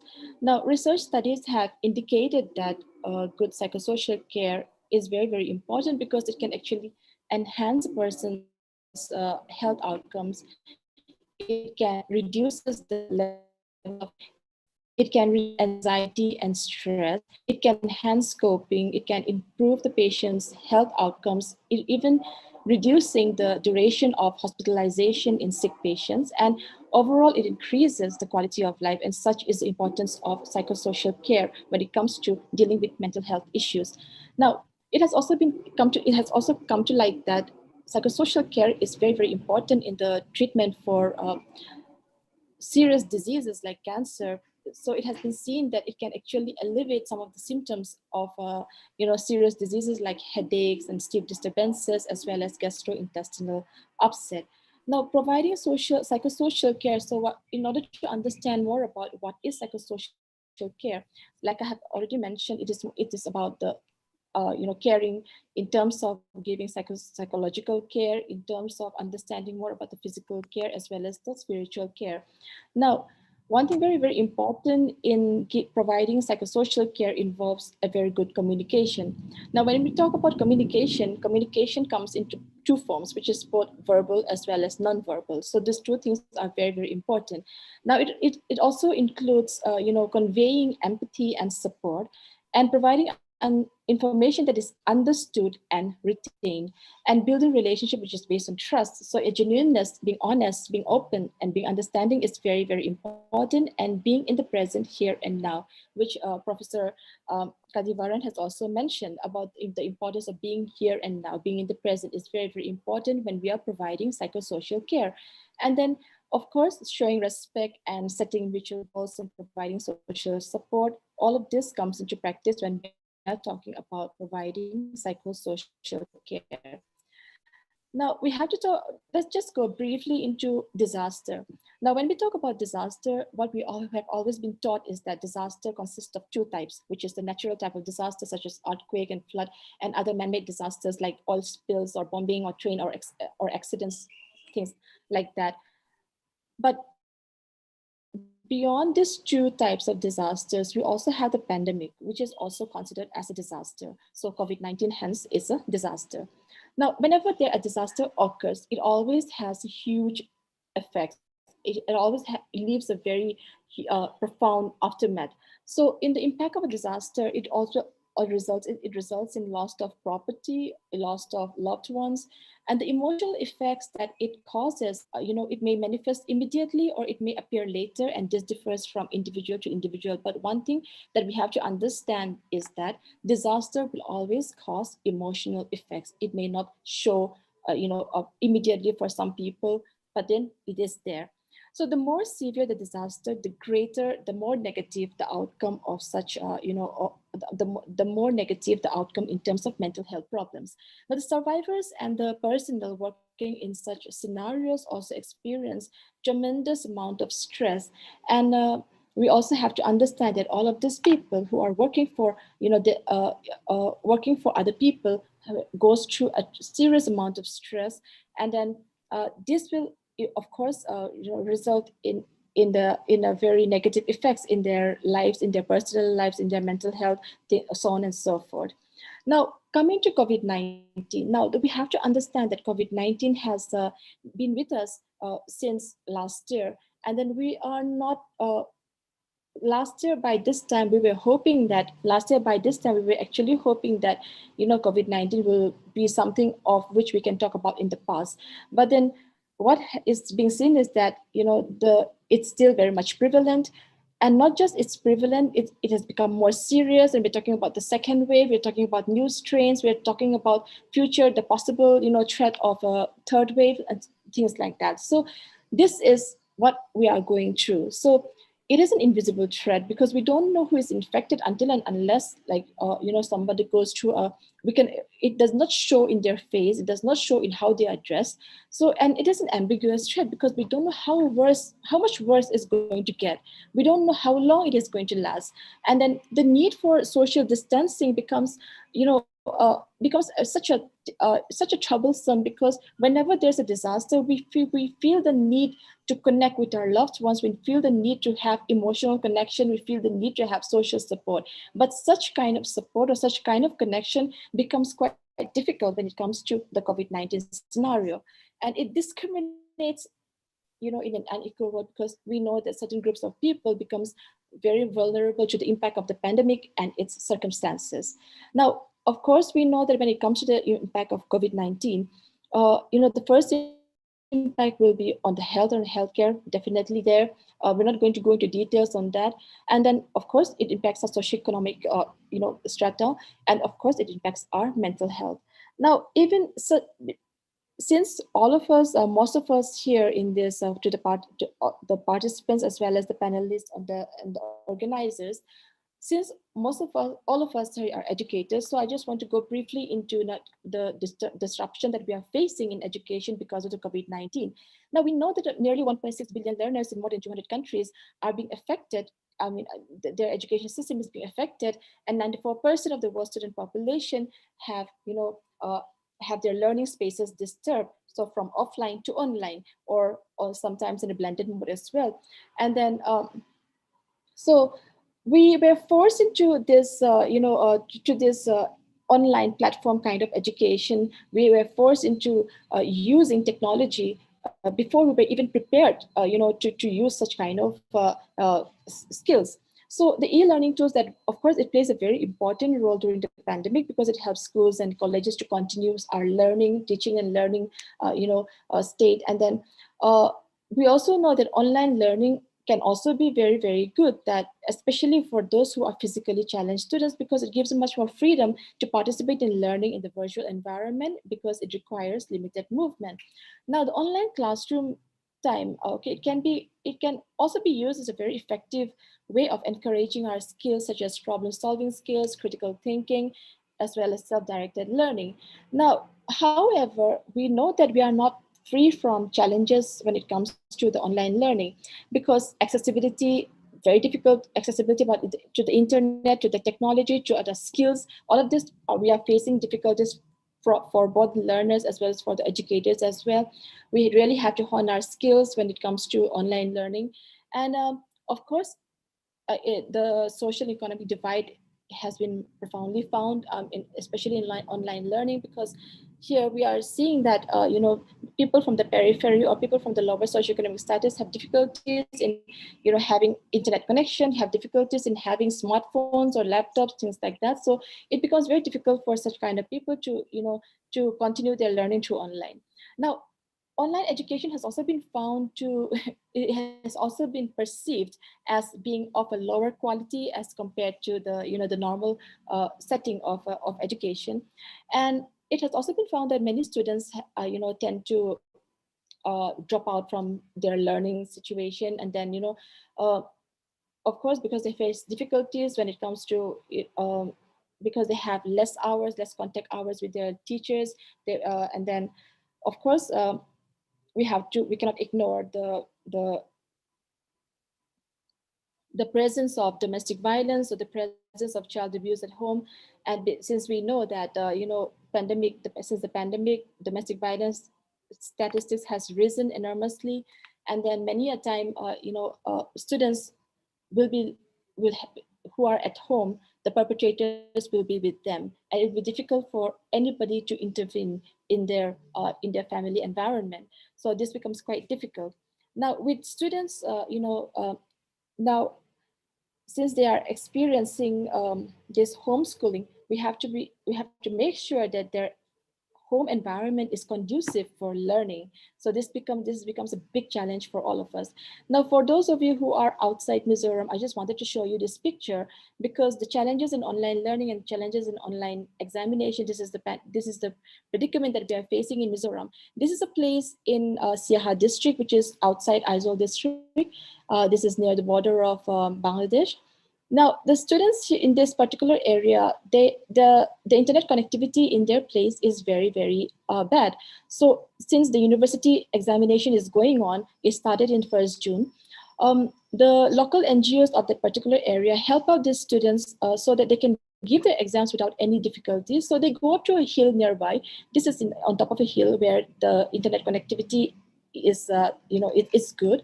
So they help them out by building this shed. So kudos to the NGOs. It's nice to see such kind of a social support system existing in our culture. But this is what is happening. The local NGOs are helping them, so it's very good to see all of this is happening. But at the same time, I just wanted to point out the kind of stress that the students must be facing. They have to go up to a hill. They have to sit in this temporary shed. So they're not even sure, supposing if the rain comes, what is going to happen. So things like that. And on top of that, having examination stress, that's stress and anxiety. So this is the kind of challenges that we are facing. Now, of course, it's not all bad. The online learning is not all bad. So because it has also been seen that, for those who have access to the internet, to the right technology, for those who have the good home environment, some research has shown that students retain more material when they're learning online because they learn at their own pace.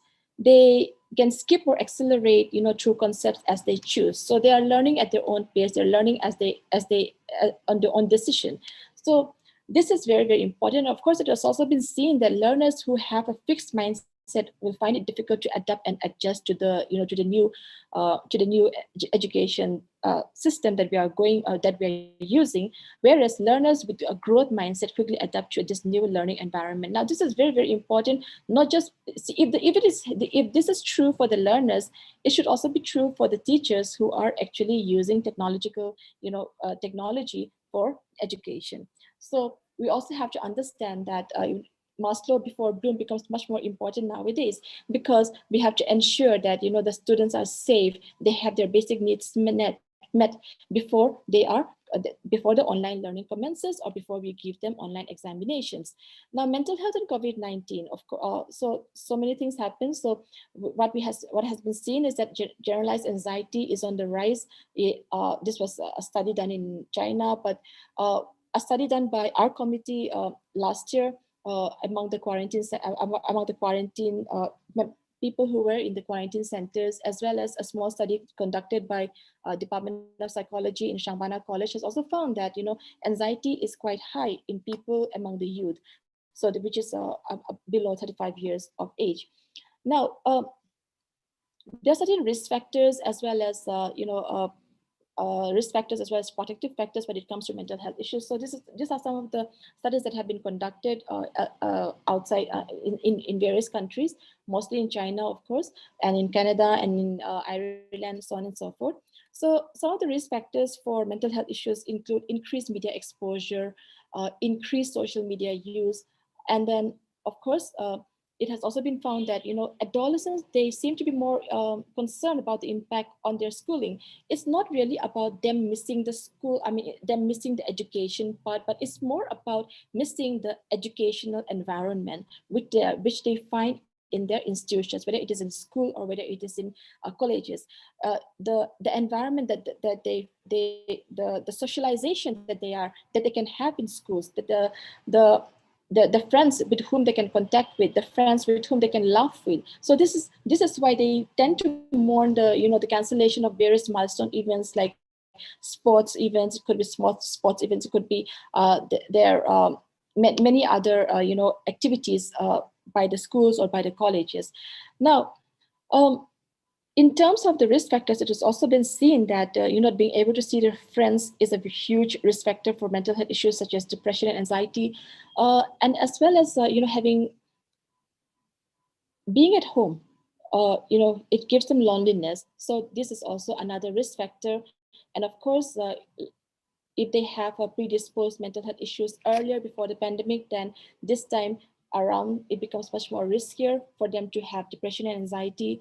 And then, of course, mental health issues and the home environment becomes very, very important because children are people are spending more time at home. So when they're spending more time at home, if the home environment is not good, for example, let's say someone in the home is abusing alcohol or abusing drugs, or someone the parents are always fighting, let's say, for example. So when a person is in such a home environment, it becomes much more the probability of that person having anxiety and depression becomes much more higher.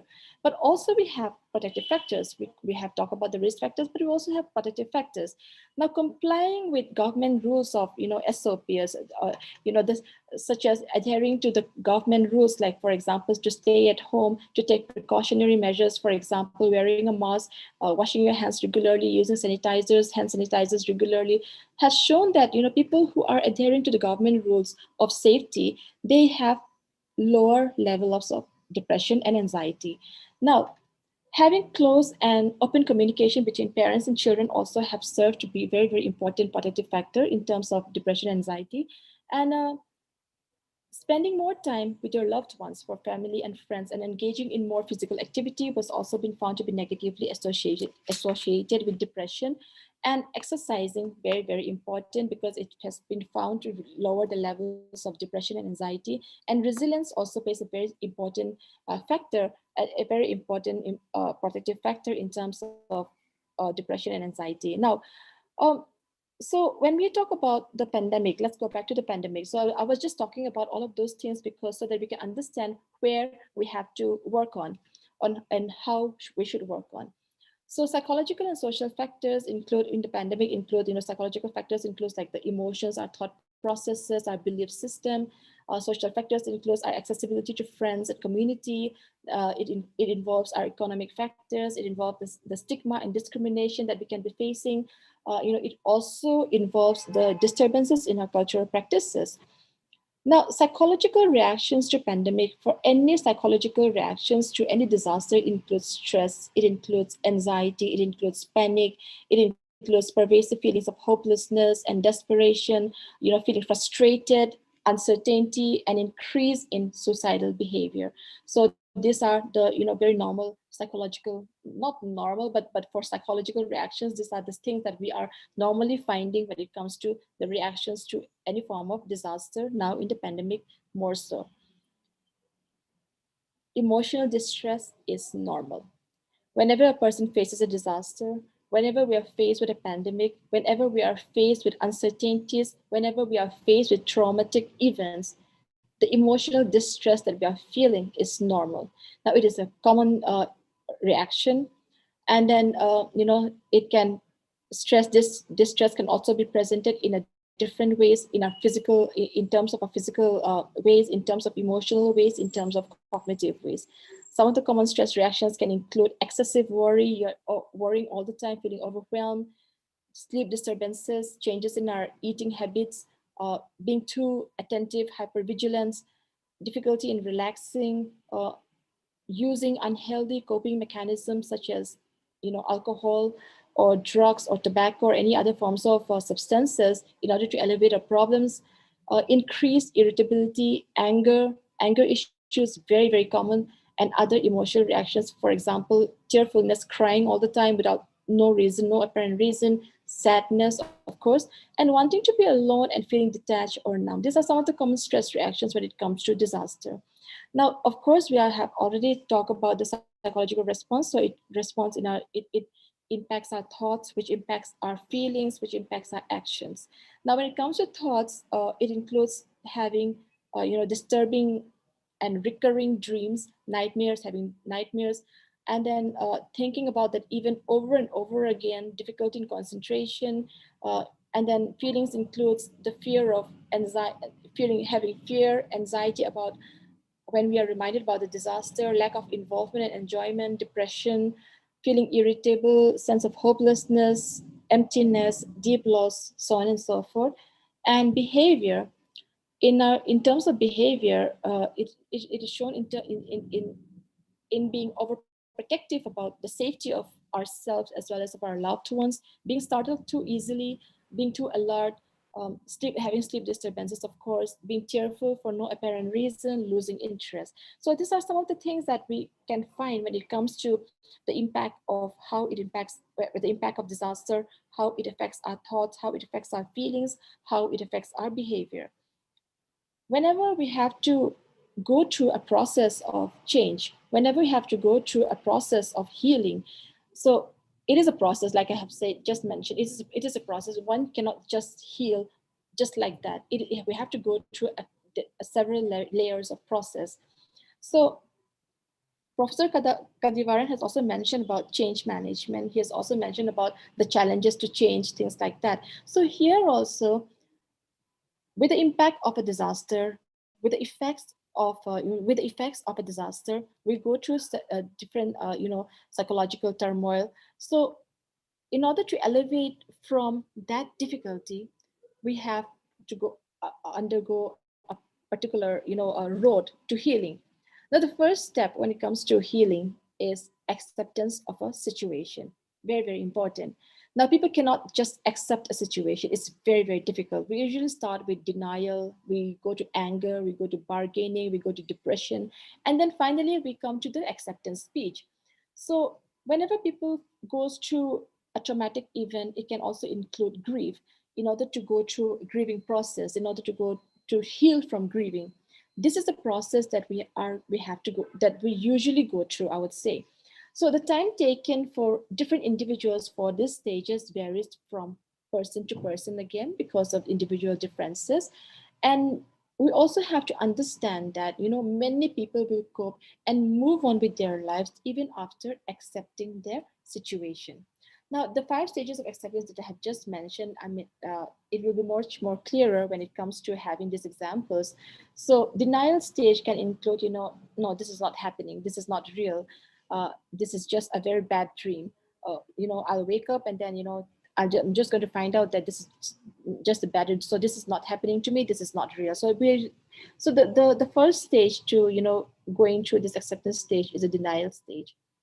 And then after the denial stage, we tend to go to an anger stage. We try to blame other people for the misfortunes that are happening around us. We try to, we blame God. We blame ourselves. We become very angry. We keep on saying things like, why is it has this happened to me? Why me and not them? Being angry with ourselves, with other people, with God, things like that. And then after this anger stage, we go through this stage called the bargaining stage. Now, in the bargaining stage, we hope that, if we can avoid a certain kind of grief, or we can avoid a certain kind of traumatic event by saying things like, okay, let me do this first, so that let me pray and then it will go away. Let me do these good deeds and then I will get good deeds. So things like that, we go to this bargaining stage, and then after this bargaining stage, then we get to the depression stage, saying things like, okay, what's the point? I feel quite helpless because whatever I do is not working. It doesn't seem to work. It's just going on and on and on, and I don't know what to do. So I feel so helpless. Okay, let it just be.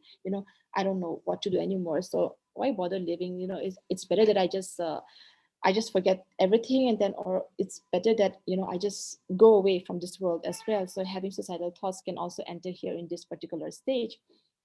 And after going through this depression stage, one can go through the acceptance stage, where the lucky people can go to the acceptance stage, saying things like, okay, right, so this is what is happening, this is the reality, I'm going to accept the reality as it is, I'm not afraid anymore, so let it be. I will find some ways to cope with this. Let it be. I will go through this, So reaching this acceptance stage becomes very, very important when we are going to provide the psychosocial care for us and for for the person that we are giving also.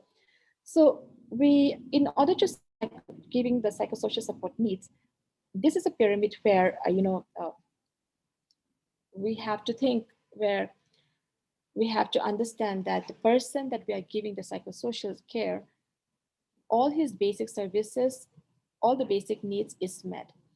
And then after the basic needs are met, then we will go to the community or the family support. And then on top of that, then we will, and after that, we can focus on the, the non-specialized support. For example, if this person is having, let's say, if this person is physically challenged, or if this person is mentally challenged, so let me go and seek the right support services, so on and so forth. Okay, so then we'll go to the specialized services if this person is actually suffering from depression, or is actually suffering from psychological outbreak, psychotic outbreak. So let me seek help from the psychiatrist, or let me seek help from the clinical psychologist, things like that.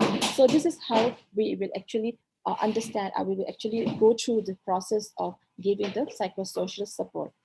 Now, in order to give a psychosocial support, one goes through a different, certain layers of qualities. We have to have a certain layers of qualities, such as the first will be in terms of active listening.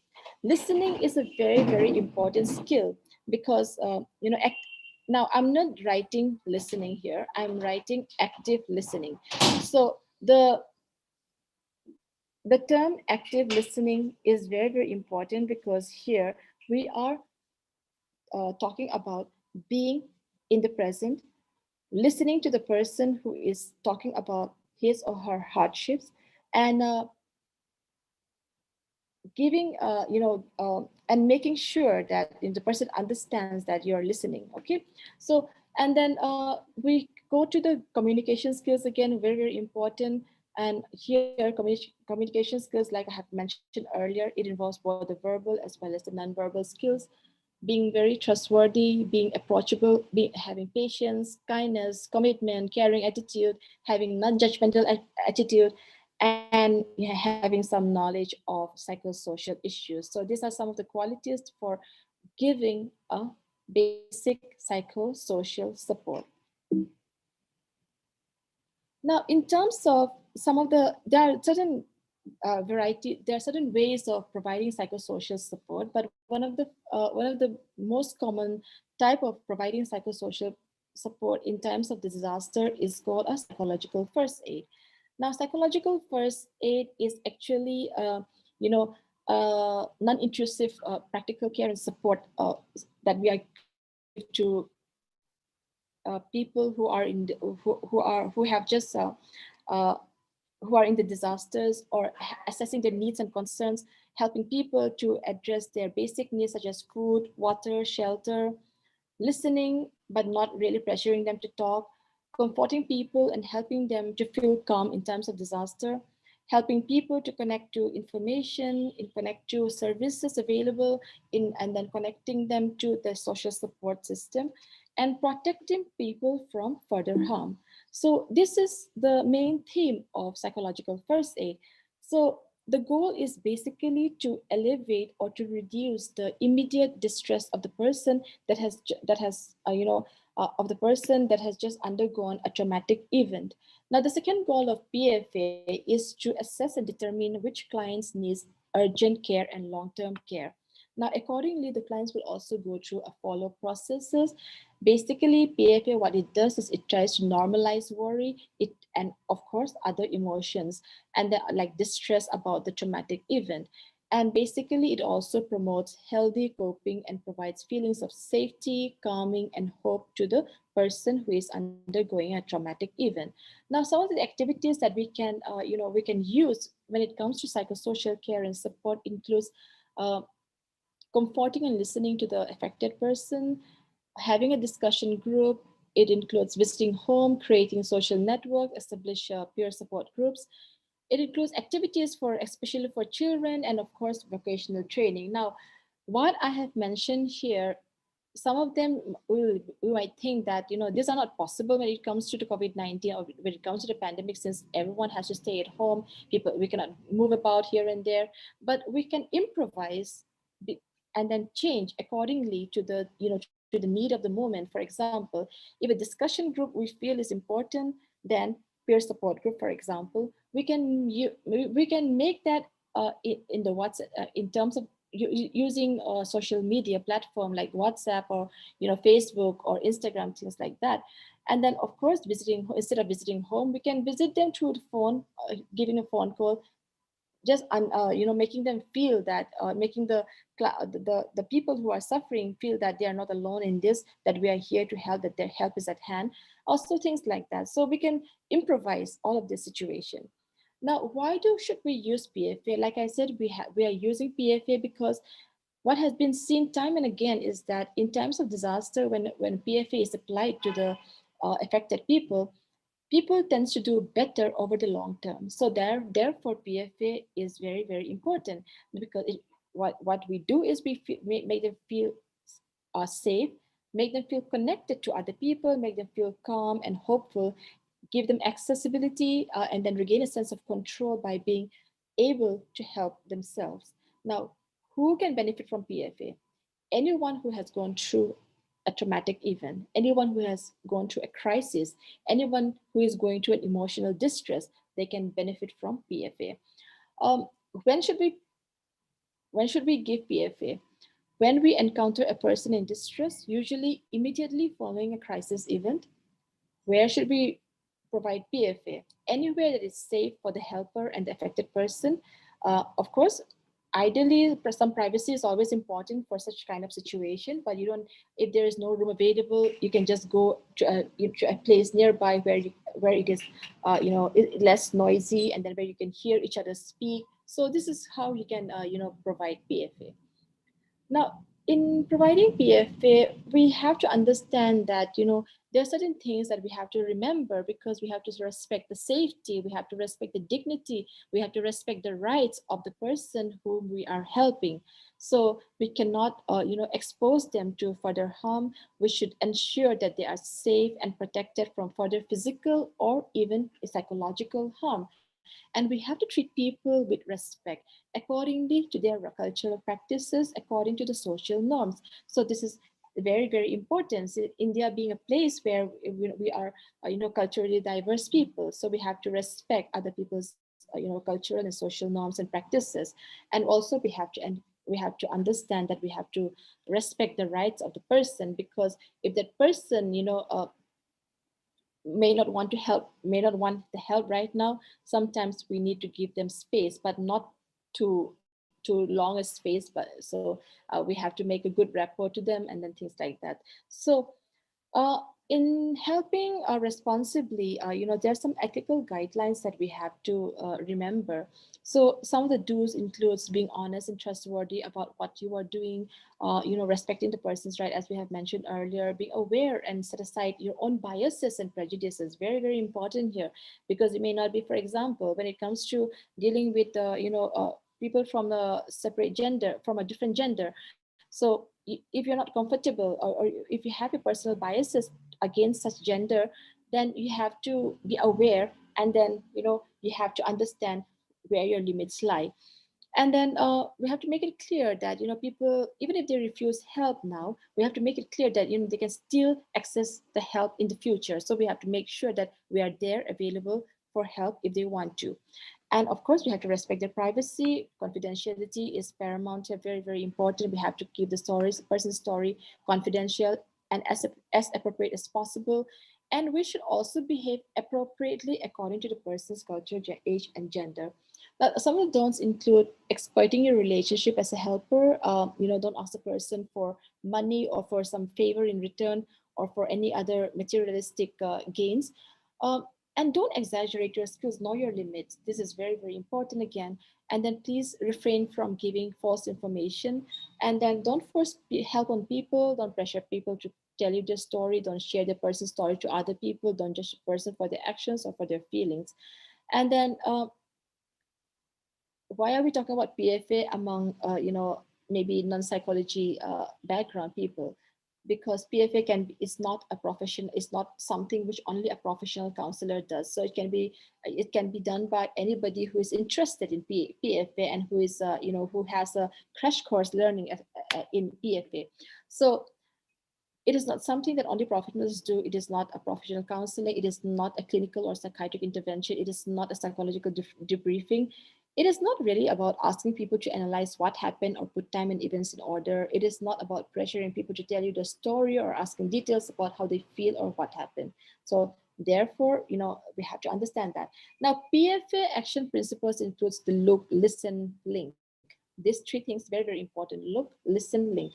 Look for what? Look for the current situation. Look at the current situation. Look at who is seeking support. Look at the risks that are, that are still prevalent. Look at the needs of the affected person. And listen refers to listening to the affected person, introducing yourself to the person, paying attention attentively, paying attention actively, accepting the feelings of the affected person, calming someone in distress, and then link refers to accessing information and connecting with loved ones and social support, and of course to other, accessing services, like for example, if they need further help, giving them the link to refer them to the people whom they can get help from. And PFA and COVID-19. Now it's crucial because like we have mentioned earlier, PFA has always been found to be a very, very important factor when it comes to dealing with people who have just undergone traumatic or crisis events. So since the pandemic is largely unseen, COVID-19 can spread without manifesting any symptoms, which differentiates it from other weather-related or human-made disasters that can be easily located. So people are facing novel and specific concerns that have emerged in the course of these unique circumstances. Now, PFA is very much applicable when it comes to the COVID-19 pandemic. Now, some of the some theories have also mentioned that the pandemic is like an ongoing cardiac stress test, because we're always so stressful every day, because we're living in uncertain times, we are living in uncertainties. So it is like we're stressed all the time. So therefore it becomes PFA becomes all the more important, all the more relevant in this particular pandemic times. We have to avoid diagnosing a particular person. We have to assume we should stop assuming that everyone will be traumatized or in distress when they go through a particular crisis. We have to avoid, ask persistent. I mean, we have to avoid asking questions persistently, even when the client is reluctant to talk. We have to, avoid making unrealistically positive comments, things like everything will be fine, don't worry, things will be fine, things will work out in the end, things like that. Because even when you're not sure, don't try to talk, such kind of things to the client.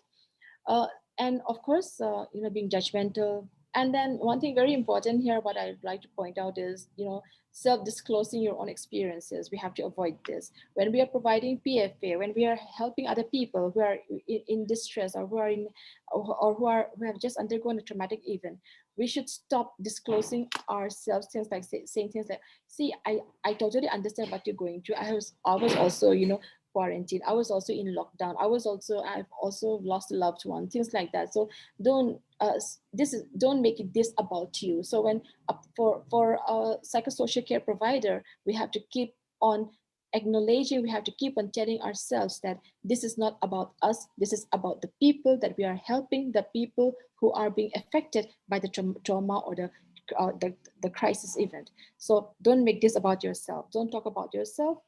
listen more. Okay, listen to the affected person. Now, I have talked about PFA now, but we also have to understand that, even the PFA providers, we are still human beings. We can also go to tremendous amount of stress, tremendous amount of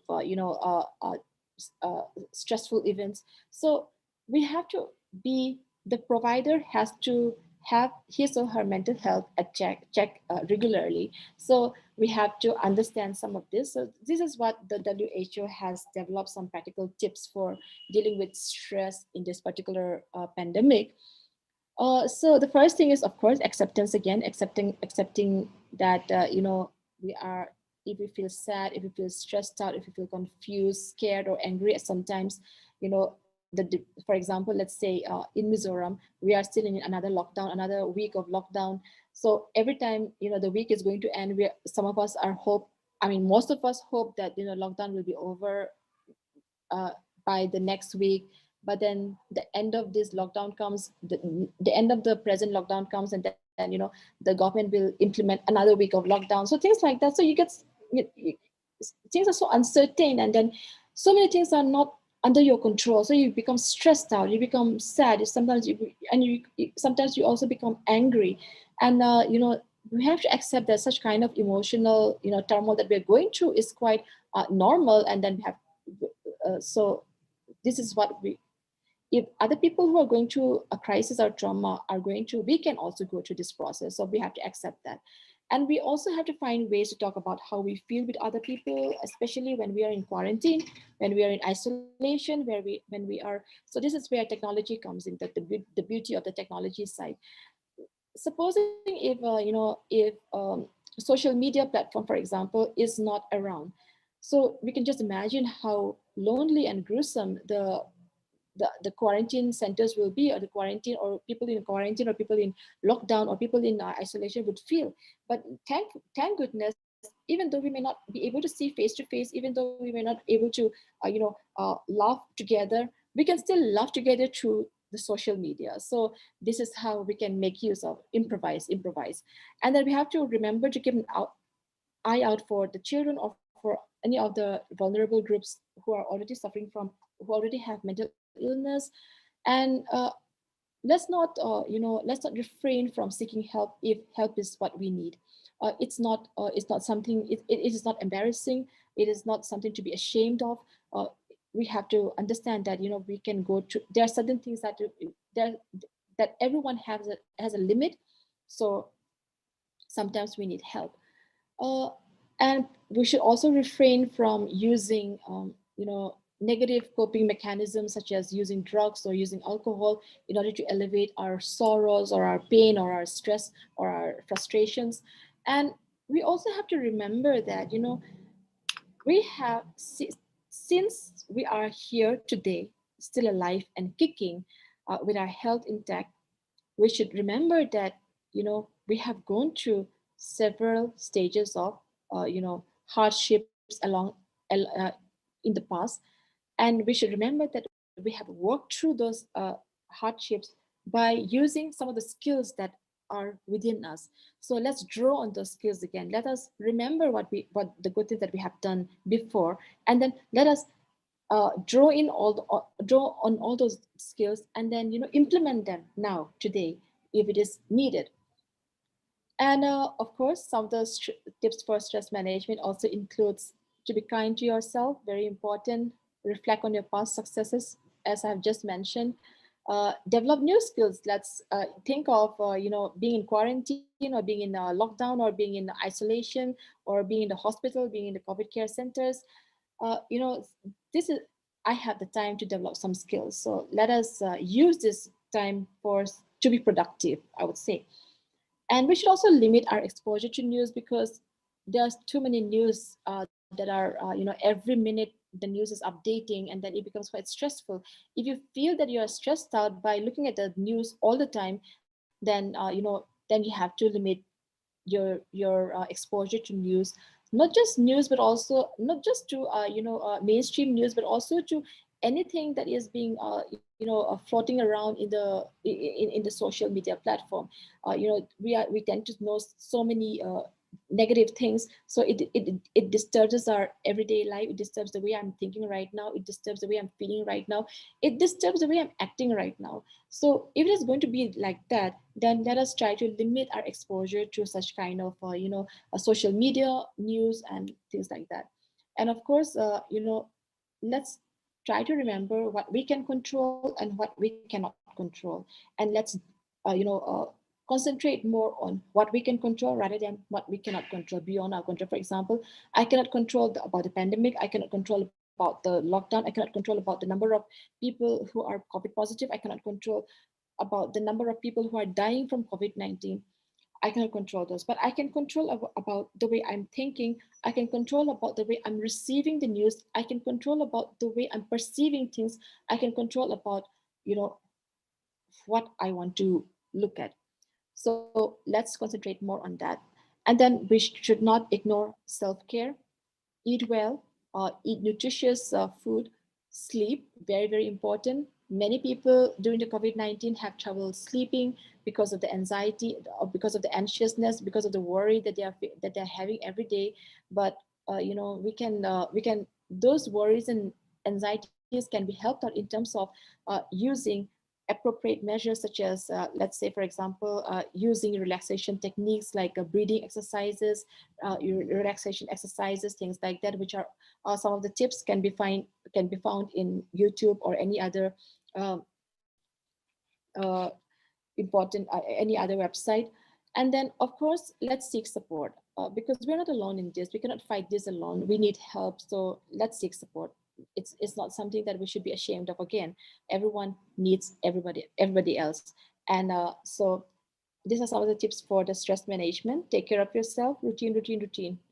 So as Sir has mentioned in the work-life balance, since our home time and our office time is no longer having a set timing, and then our privacy uh, has been breached in so many ways. But however, we should let us try at least to make our daily routine as normal as possible as we used to have before the pandemic.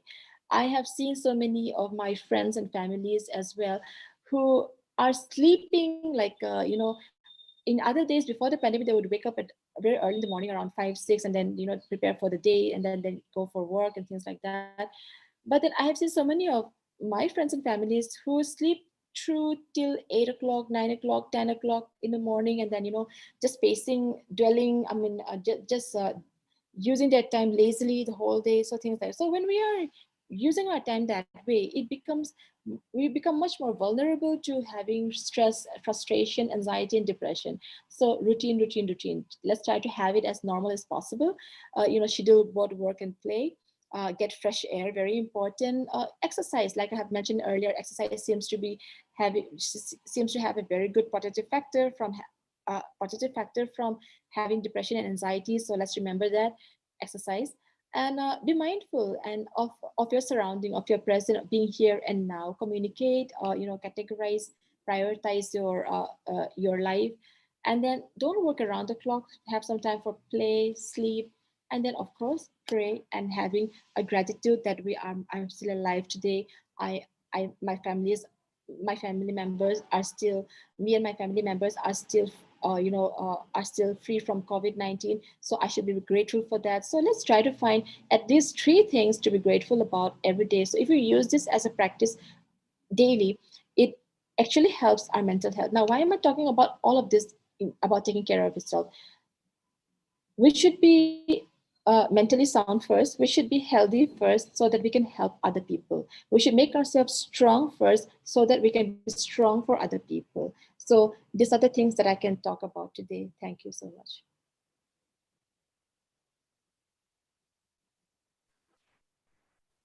Thank you, Dr. Remy, for giving us a good enlightenment on the psychosocial care within this pandemic.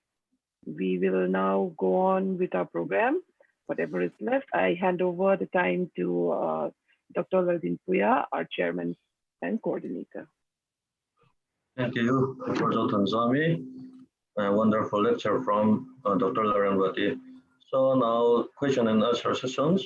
Let me ask Professor Rinpari Ralte to do the same. Please, Professor Rinpari Ralte. Okay, thank you, Dr. Dinpuya. So now we will continue with the question and answer round. First, my questions, I will read out the questions for Professor Kadiravan. Sir, you are here, right? Yes, madam.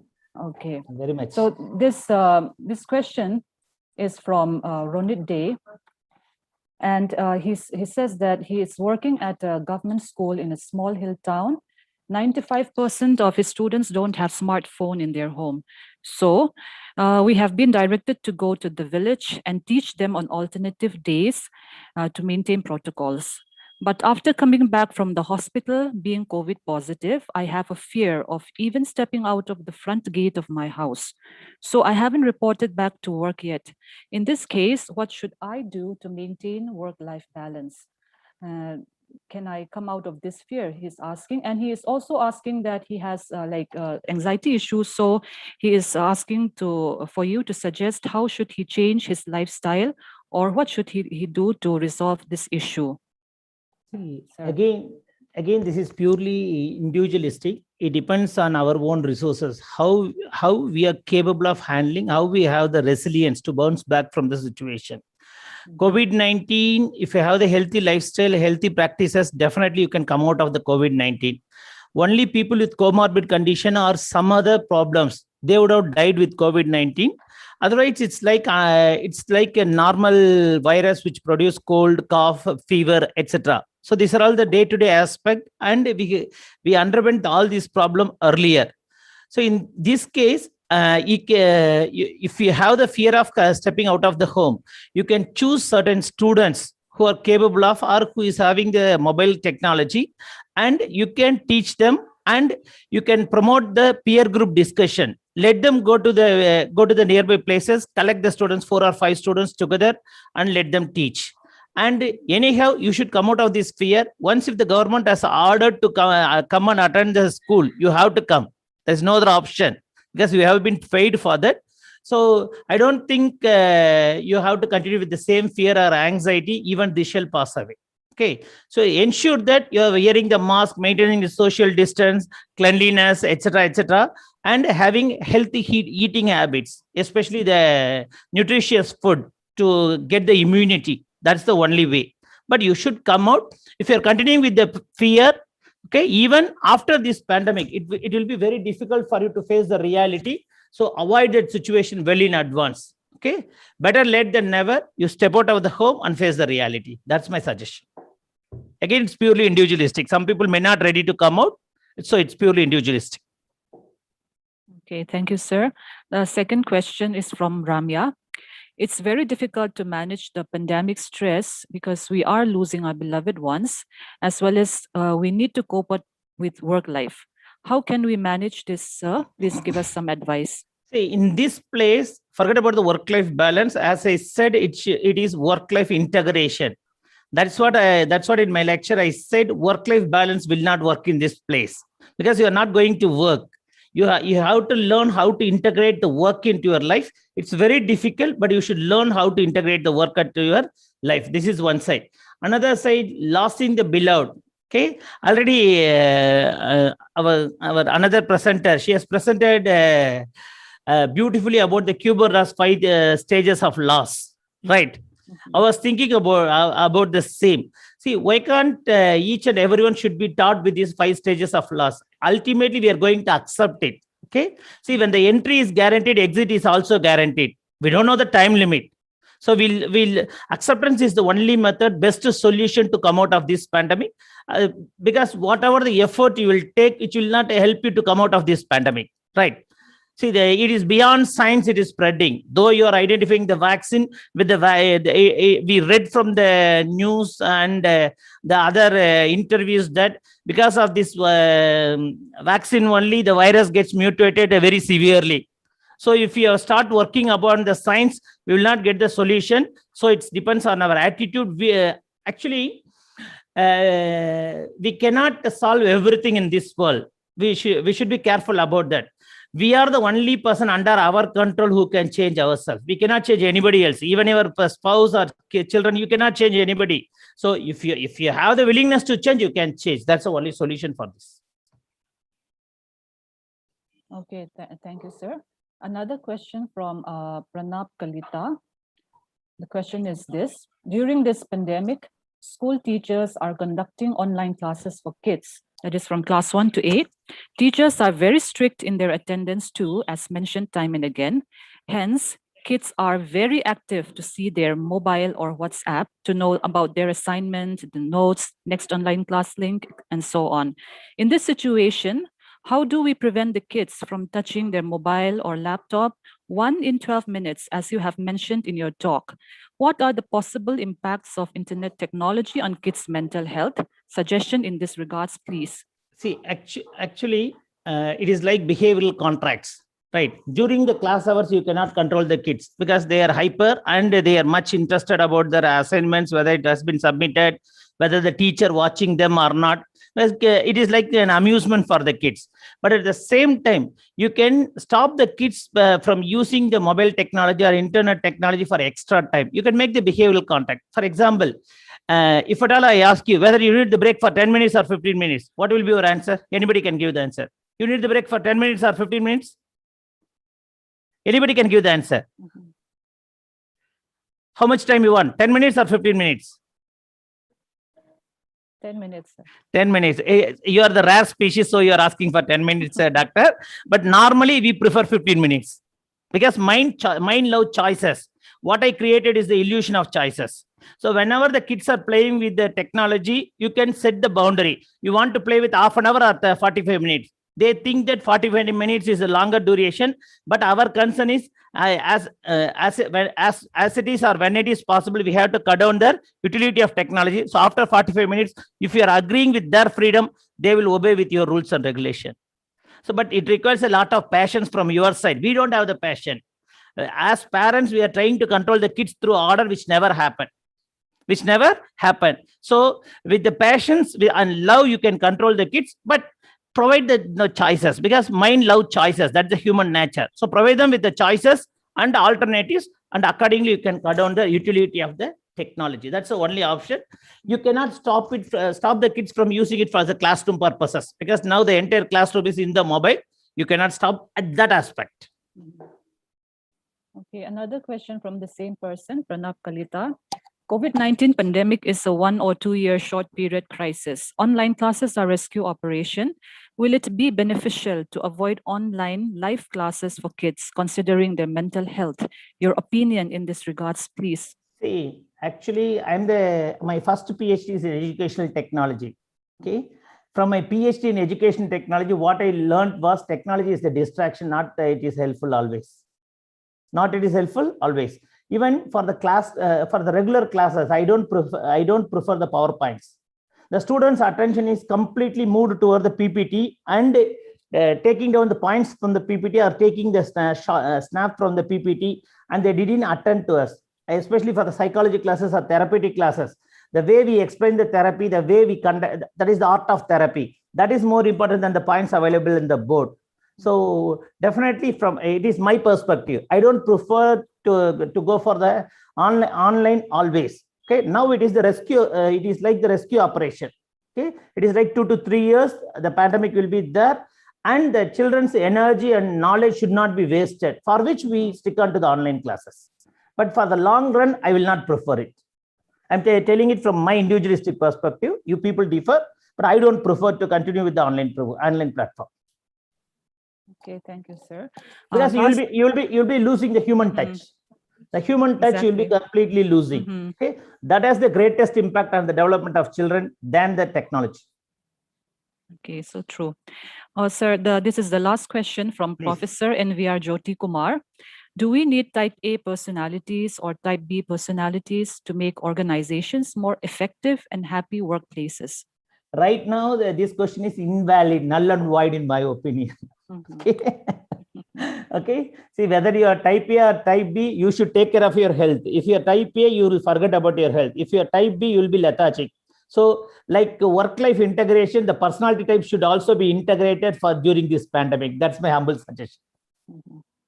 Thank you so much, sir, for the your clear illustrations of all the questions and your depth of understanding of the topic, sir. Thank you so much. Now we will move on to the second speaker, Dr. Ramrati. Some questions are there for you. The first one is from VL Ramdin Heta. Is there any or can there be a study about the quality of online education or examinations in comparison with normal offline education in our state, that is Mizoram?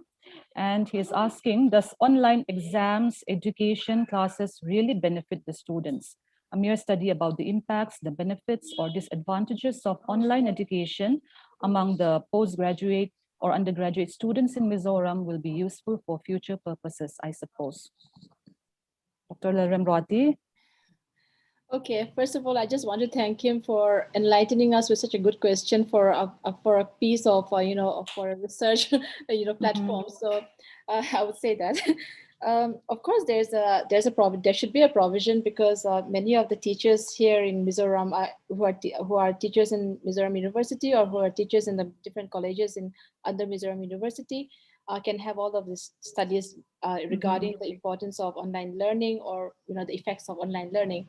I would say that one research study was being conducted by the Department of Education, Mizoram University, if I'm not mistaken. The research was taken up by Professor Loknath Mishra and his colleagues.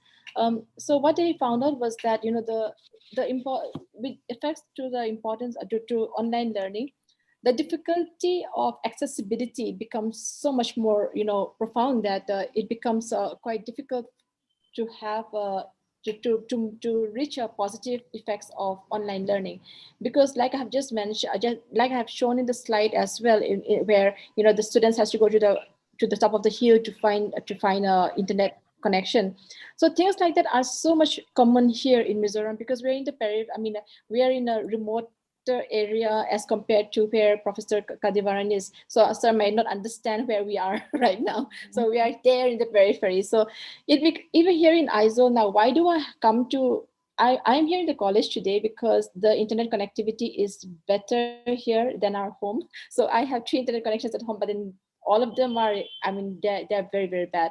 So that's why I'm coming here. So such as the glitches of technology, it gives us stress.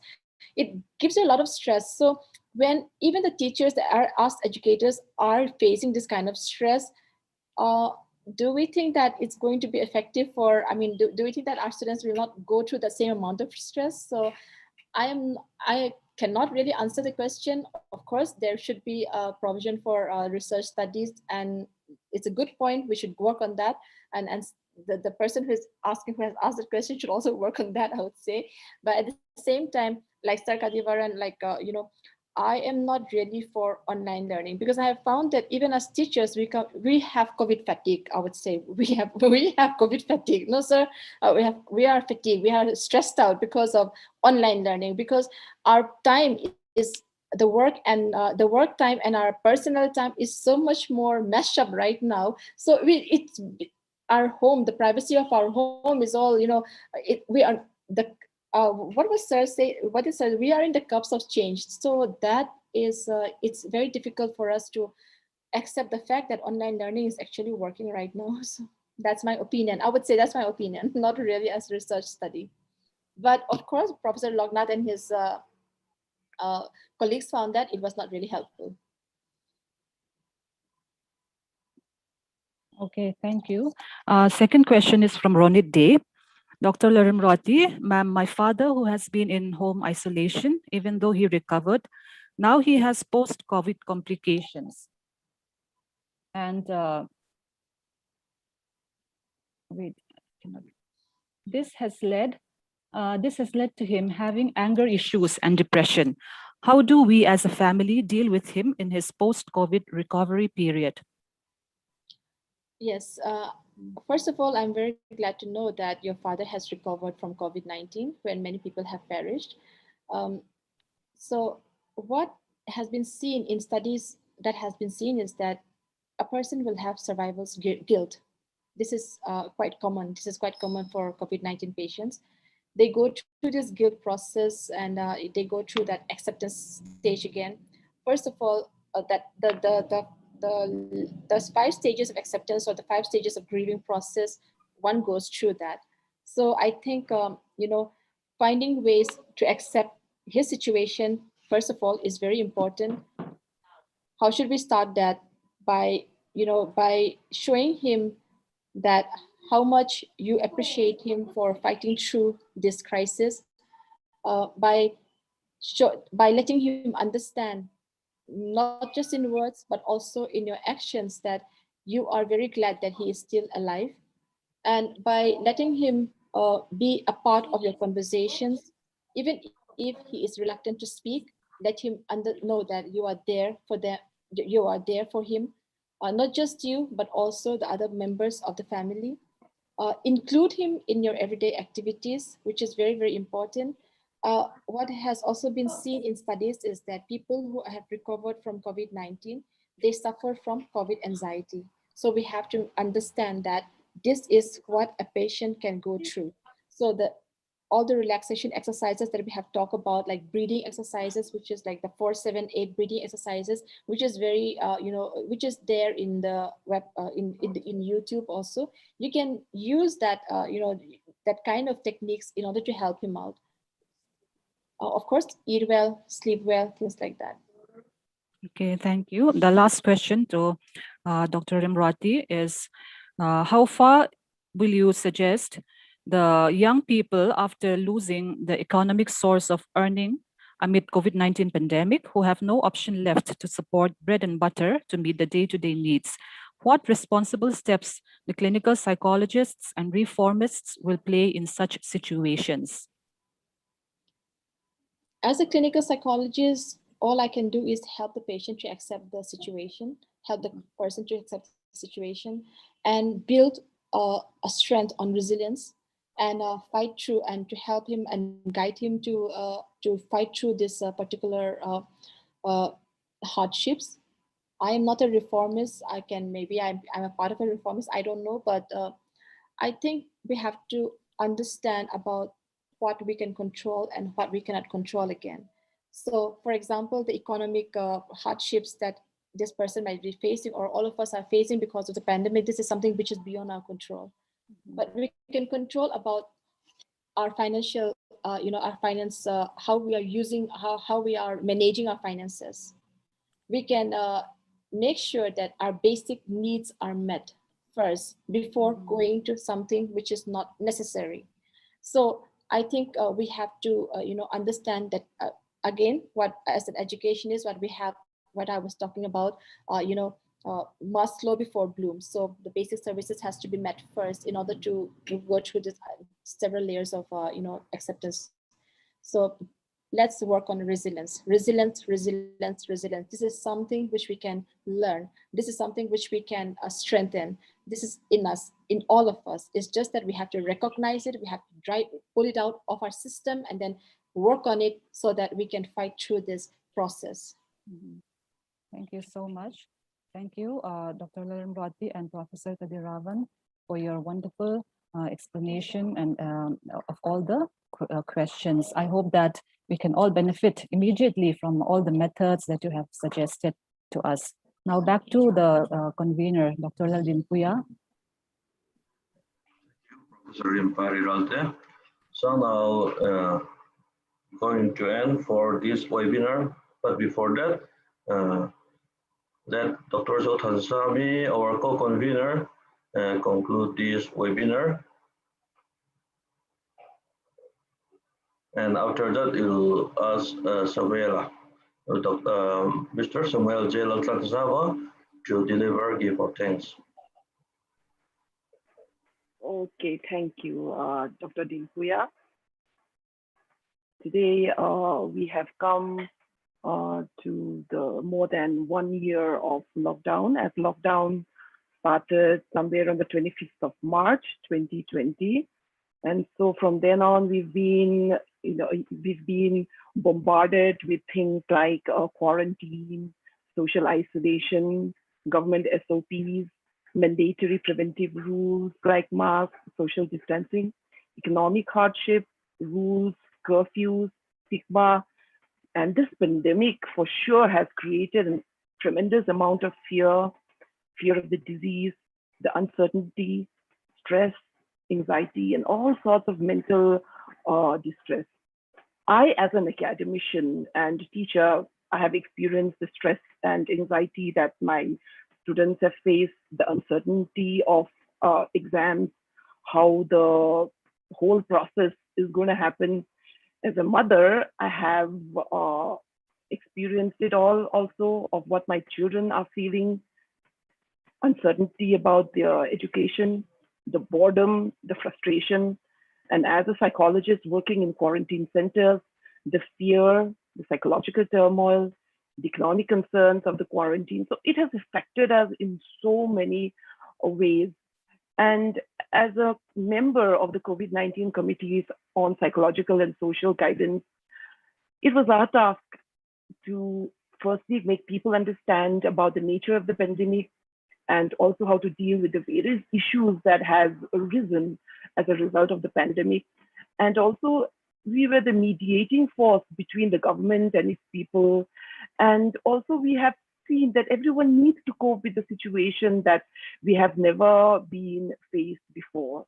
And now here we are, 1 year after, thinking that the pandemic is going to end. We're stuck with the second wave. It has become deadlier.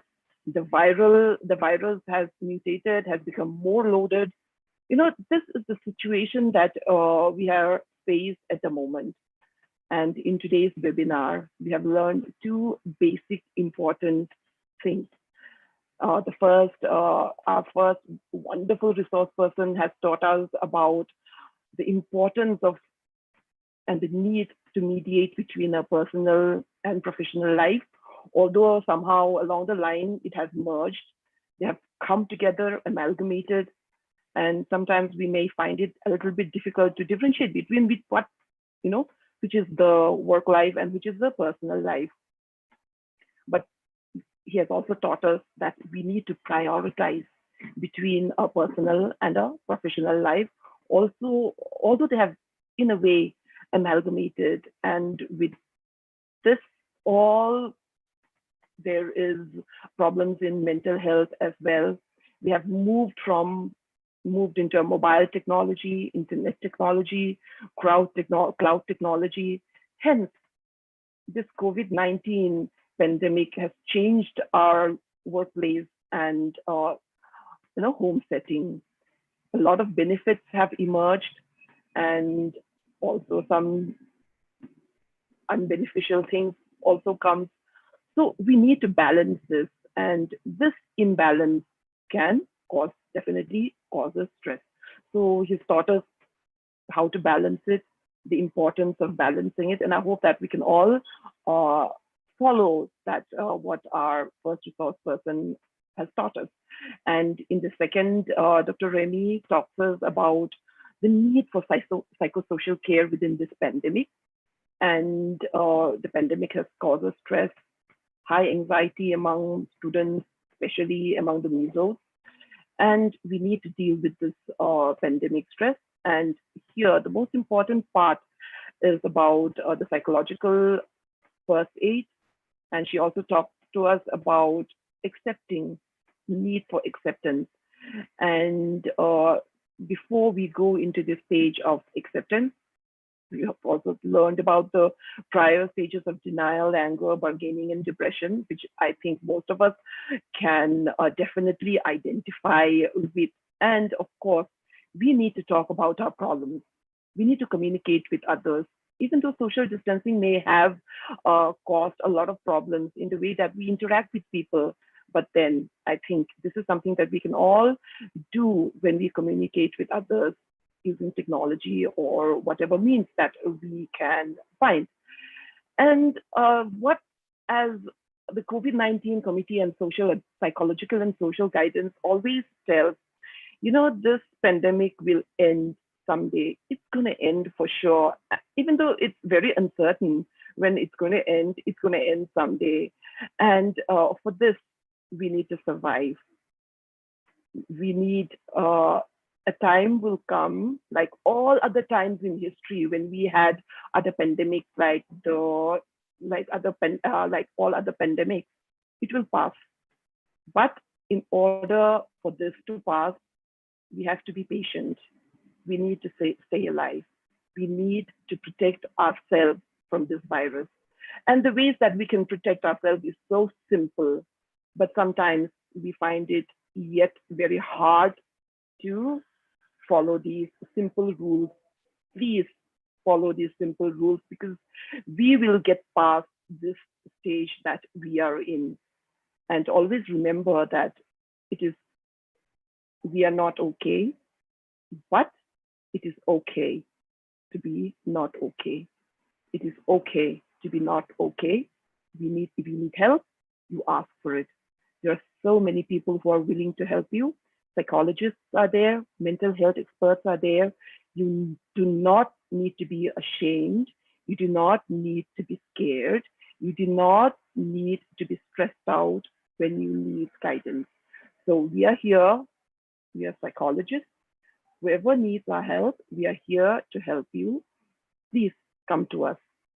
With that, I hand over the program to Dr. Samuel. Thank you.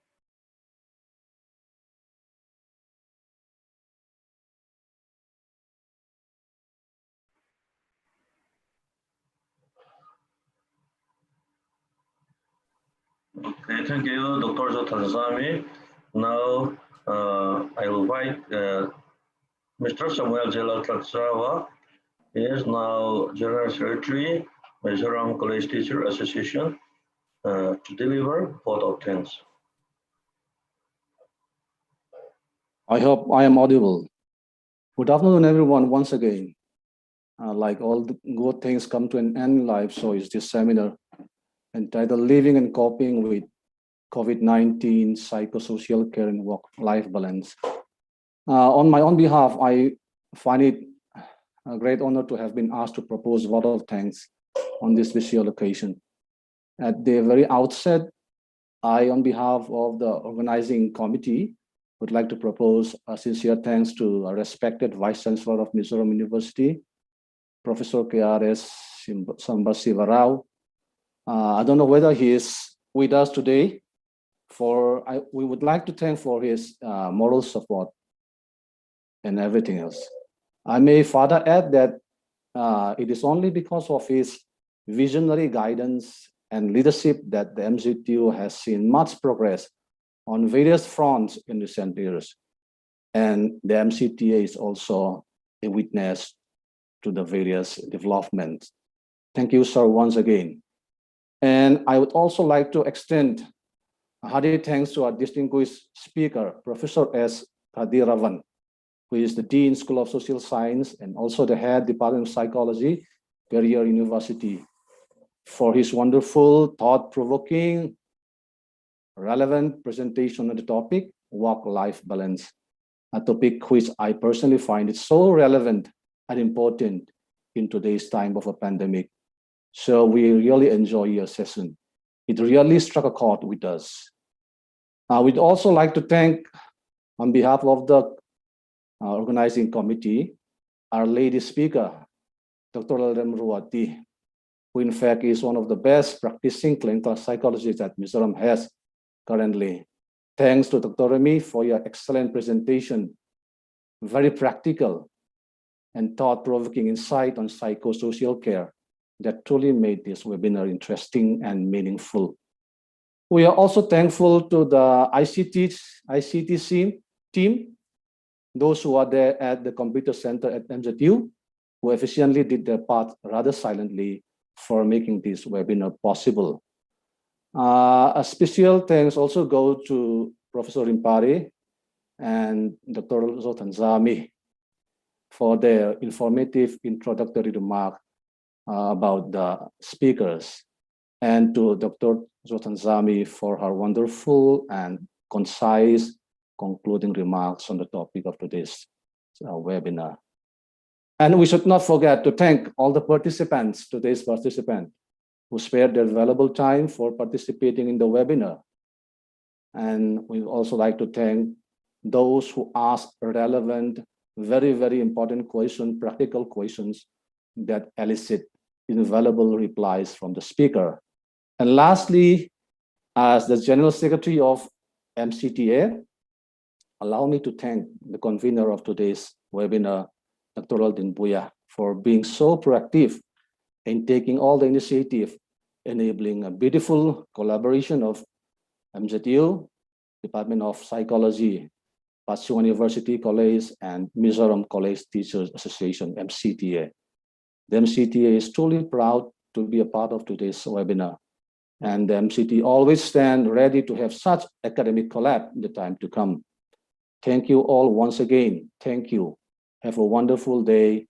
Please stay safe and stay healthy. Thank you. Thank you. Thank you, everyone. Thank you. Thank you all. Thank you all. Thank you all.